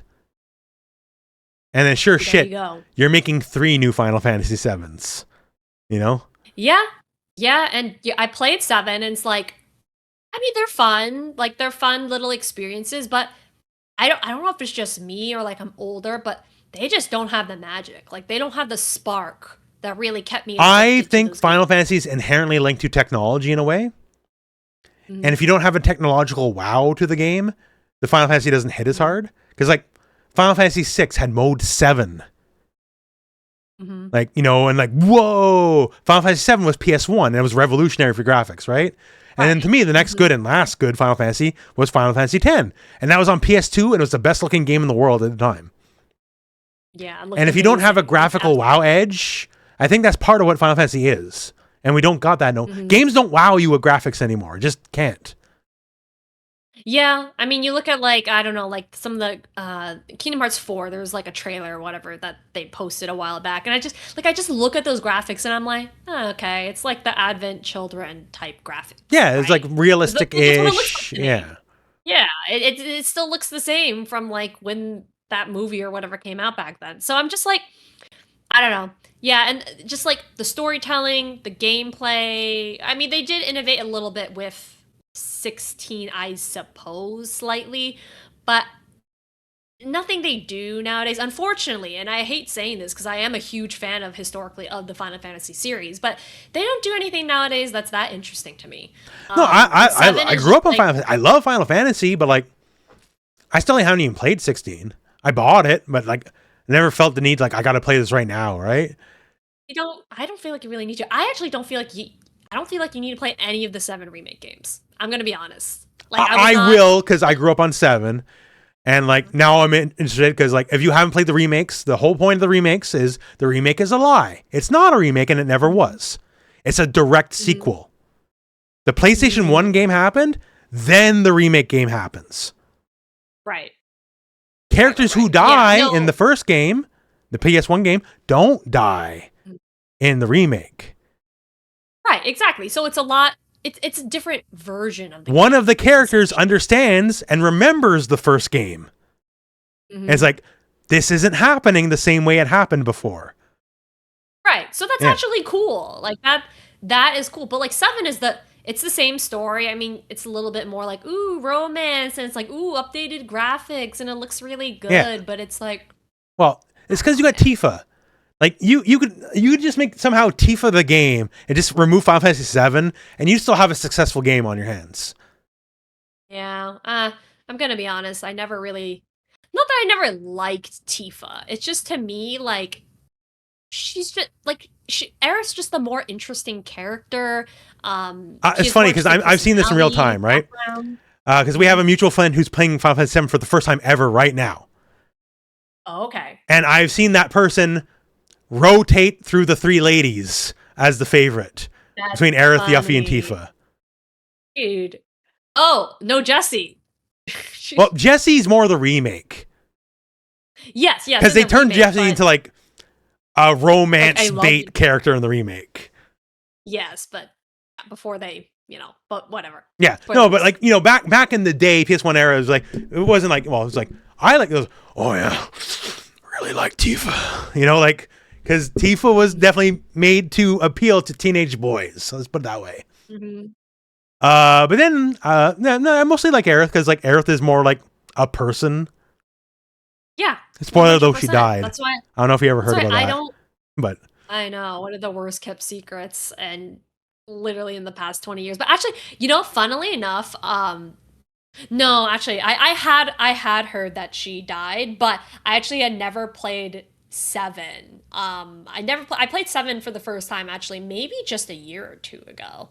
Um, so it was interesting seeing the moment actually happen in it's still a good real time, moment, and you I know. was like, oh, Dun, dun, dun, and you see the thing bouncing. Dun, dun, dun, dun, as she got stabbed. Like, it's still a good moment. Even though it's like the most spoiled moment of like that or Rosebud are like the most spoiled moments of media, not gaming, media history. Yeah. Yeah, what I will say about 7 is like, because I never played it as a kid, like I see at the time how innovative and probably groundbreaking that game was at the time. But comparing it to experiences that we have nowadays, I'm like, oh yeah, it's okay. Yeah. Maybe it's blasphemous for me to say that. No. Like, It's an of the time thing, because like if you want to compare old versus new, if you can today, you've never done either for the first time, I would say instead of Final Fantasy 7, play Game of the Year Expedition 33. I mean, yeah, it does everything Final Fantasy. It's like legitimately, it's a better game. It's a better game. Mm-hmm. Like the plot of 7 is the most 90s plot ever. It's an edgelord who wants to save the planet from an evil corporation. That's right. And like, terrorists. That's what it is. It's Captain Planet, but on a grander scale. Yeah, there's a lot of we fight like this, we're rebels fighting this grand power or this god or this XYZ like organization in power. It's a whole lot of that in many a game. So but yeah, no, I agree. Expedition 33, like if you're looking for a Final Fantasy like game, it's obviously inspired by Final Fantasy. It wouldn't exist without it. Oh, heavily. Heavily but it's a more modern product that's just better than the ones that came before it. Yeah, of course. And I get it. It's building upon like the standards that Final Fantasy set up. And like, I don't discount. There's the argument for 7 if you've never played it. Hey, it's sort of a big fucking deal. Go see what the big deal was, right? But even at, like comparing games of the time, Suikoden 2 is a better game than Final Fantasy 7 is. Better plot, better gameplay, better theming, because it has a lot of good themes and elements too and all that. It is legitimately a more mature story, even though it's got a lot of edgelordy shit of the 90s. Because, like, Joey, your friend who becomes your enemy, he's basically like, what if Hitler was right? He's kind of got that mindset, right? Okay. Yeah. But I've never played Suikoden, actually. Suikoden's amazing, because Suikoden, well, every game's a different story, but every game also has an overarching story. Wasn't there like a re-release or remaster? Yes, there was a remaster of Suikoden 1 and 2, which I highly recommend. Okay. They treated those games right. It's not a remake like 7. It's still those games. They just cleaned up the graphics, put in some like modern ease of use things, and otherwise it's those games. Oh yeah, dude, like I also never played 8 as a kid, but I could never play 8. I would never recommend 8 to anybody. That fast forward, without that fast forward, or like whatever. There's like a few cheats you can implement. Yeah, all the remasters for them do it, right? But like for 8, it was like, it's not like go see the historical value like 7. No, I would never recommend 8 to anybody under in any circumstance. I actually hated the plot of 8. Like it's bad. It's bad. It's so bad. Oh my god, we actually all grew up with each other for years and we just forgot. Whoops. Yeah, but not only that, it's and like, the space sorceress was our fucking like our babysitter or whatever the fuck she was. The romance was bad. The sudden ejection to space. It's falling in love with a brick wall. Like that's what that romance is. It doesn't feel natural in any sort of way. Then suddenly it's like a very like not grounded game, like it's very fantasy like still, but it's like all of a sudden we're time traveling and now we're in space and I'm like, what the hell is happening to the plot? Like take a teenage girl and take a 2x4 plank of wood, and she's just kind of walking plank. You're kind of hot, like the plank of wood, just a plank of wood, and that's the relationship. Because Squall has no personality. At least, right? Well, he's a plank. At least Cloud's like a neurotic edgelord, Right. Well, he's a plank of wood, but then all of a sudden he's like, oh, I actually love you. Like the relationship does not develop because like well maybe if you like whatever you I think there's a lot of choices in the game you can make where you basically like you kind of push her away or you kind of go like yeah like I actually want to be with you but the yeah I want to be with you options do not feel natural to Squall's personality. He's supposed to be like standoffish, right? Yeah. And so I kept picking the push away option like no sorry rebuff your advances whatever. And then there's like one point in the game where like you're together. Haha, whatever choices you made fucking sucks. It's a romance story now, and I'm like, I'm never gonna say like Final Fantasy has like the greatest romances of all time, but like Cloud basically is embarrassed and ashamed of himself, and he lied to make himself seem like a bigger deal that he was to his childhood girlfriend. Okay, 9, Garnet and not Vivi, Zidane, yeah, it's like a kind of like a classical love story. 10 also like is 10 is like boy meets girl and they go on a grand adventure together, and then that one has kind of a sad ending. Like 10's good. Like 10 was decent enough to make a sad magic card because the ending where fucking the main dude from 10, why am I blanking on his name? Titus, yeah, like when he's fading away in her arms, right? That's farewell in Magic. Yeah, I remember you showing me that card. And like, okay, that's smart. That's smart branding, right? And 12 fucking... I've thankfully mostly forgotten 12. It's like Star Wars. It's like dog shit is what it is. Fucking... I remember Fran and Balthier are kind of cool. And everyone else fucking sucks. Yeah, I forget who you are, but it's like you're Van, like the most memorable of all. You're literally just a tag along. Yeah, you're not even the main character in the fucking story. No, you have no relevance to the story. Actually, oh my god, you're literally just a tag along. And then there's MMOs and 15. Game, and wow, I'm never gonna play 15. I'm no. Oh, we've gone. I've made my disdain of 15 clear in the past. I like 15 not for the story, but for the gameplay. I love the open world, go do whatever you want thing, which is why I like Breath of the Wild. Yeah. So I think 15 I like because you're allowed to go around and drive and do a bunch of side quests and do anything other than the actual main plot. For me, open world, like I've played the best. I played Skyrim. I played Saints Row. I know it when it's done right, unlike Breath of the Wild. Damn. I fully admit, like, there are...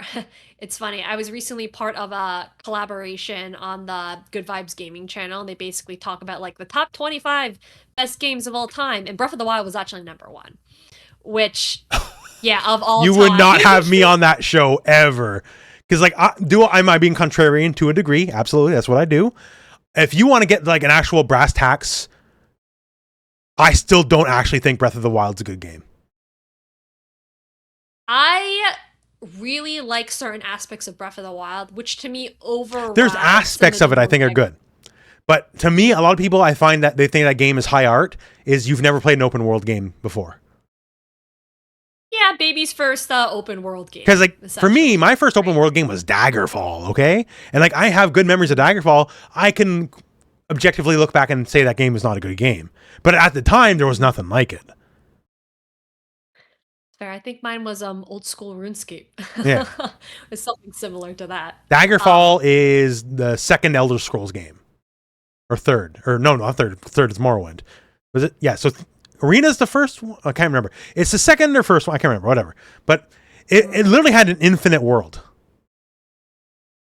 And in my defense, like, it was like basically they send out a survey to like thousands of people and they all vote and pick like what their number 1, 2, 3, 4 game is. Like that's not my choice for number 1 game. My favorite open world to just walk around in is probably Saints Row 2. I've never played any Saints Row's game. I've never played any GTA games. Saints Row is definitely like GTA, right? But something about the world of Saints Row 2 specifically, there's so many like interactions you can have with the NPCs and like text evolved over the time. It's the only game I could just like walk around or drive around or whatever, and that was enough for me, just to like live in the world.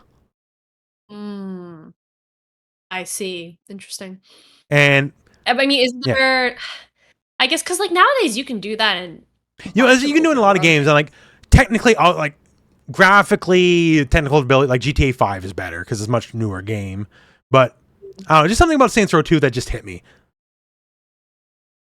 And then like you talk open sometimes world, like nothing about Breath of the Wild can compete with fucking Skyrim. Like the whole point was we're gonna make Japanese Skyrim. That's what they're aiming for. Oh, interesting. I actually didn't know that. I mean, I just like it because graphics are pretty and open world is fun, and I like all the different puzzles and stuff you do. If you have to ask me what my favorite game is of all time, I don't know if I could actually specifically. I can only be lame. Street Fighter 2 and Mortal Kombat 2. Like I am what I made me. see. Yeah. I think I don't know if it's my top game of all time, but Nier Automata is definitely on there. It's out there for me, Nier Automata. And that's why, once again, Nier Automata stuck with me for years and years. And that's why I fight so hard for Expedition 33, because I feel it's a game on that level. I just, for the love of God, I hate the platforming in Expedition. No, but my that's a main mini game thing. you're not meant to engage with if you don't want to, because that unlocks the comedy costumes of the game. I see. Yeah, I'm Which to be like, and I got those. I'm like, then I started realizing what kind of plot it was. I'm like, I probably shouldn't even put these on because it'll rob a lot of scenes of depth if you're wearing a fucking 1940s French swimsuit, you know? Oh yeah, 100%. Or like what's essentially a bikini, right? Yeah. For the girls. Yeah, I think Nier Automata is definitely on there. I don't know what else I would put on there. I'd have to give it a think, but I definitely have a pretty, if I had to think about like a top 10 not fighting games of all time. Mm-hmm. Like real quick, I definitely have like Baldur's Gate 2 on there. Oh, I mean, fighting games I could definitely think of like, I don't know if top games of all time, but I could definitely think of my top fighting games. Yeah, my problem is all my top, because like I've been here since 1991. So all of my top games are just fighting games because I played so many of them, right? So, but I feel for a lot of people, it's like, well, it's not an RPG. Or it's not, at least it's not like my favorite games of all time are Call of Duty and Madden and NBA 2K. Because, Christ. Yeah.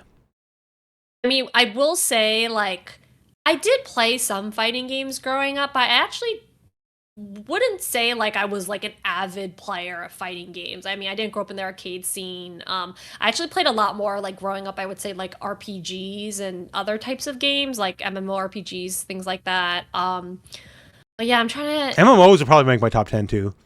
Like, given how much I gave in my life, like UO, Ashran's Call, WoW, like, and a lot of more short, like DOAC, Anarchy Online, Age of Conan, Meridian 59, like.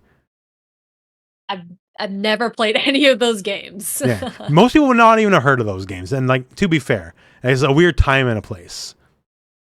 No, for sure. I don't think you're ever gonna be able to recreate like the magic. That's why the Greed Island arc stuck with me, because like it triggered those memories. Yeah, and like how you're like gaming the system. Yeah, And I don't know. I love the Greed Island arc. I just think it's such a fun and well done and succinct arc, and it doesn't overstay its welcome. Yeah, and I'll say this.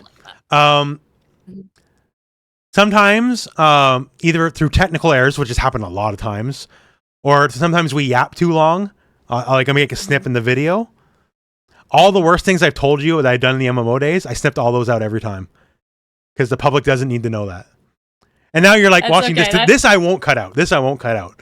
But then you're like, well, what did he say? I don't know. You'll figure it out one day, maybe. Some pretty crazy shit. Bad enough that I felt like I had to cut it out. So.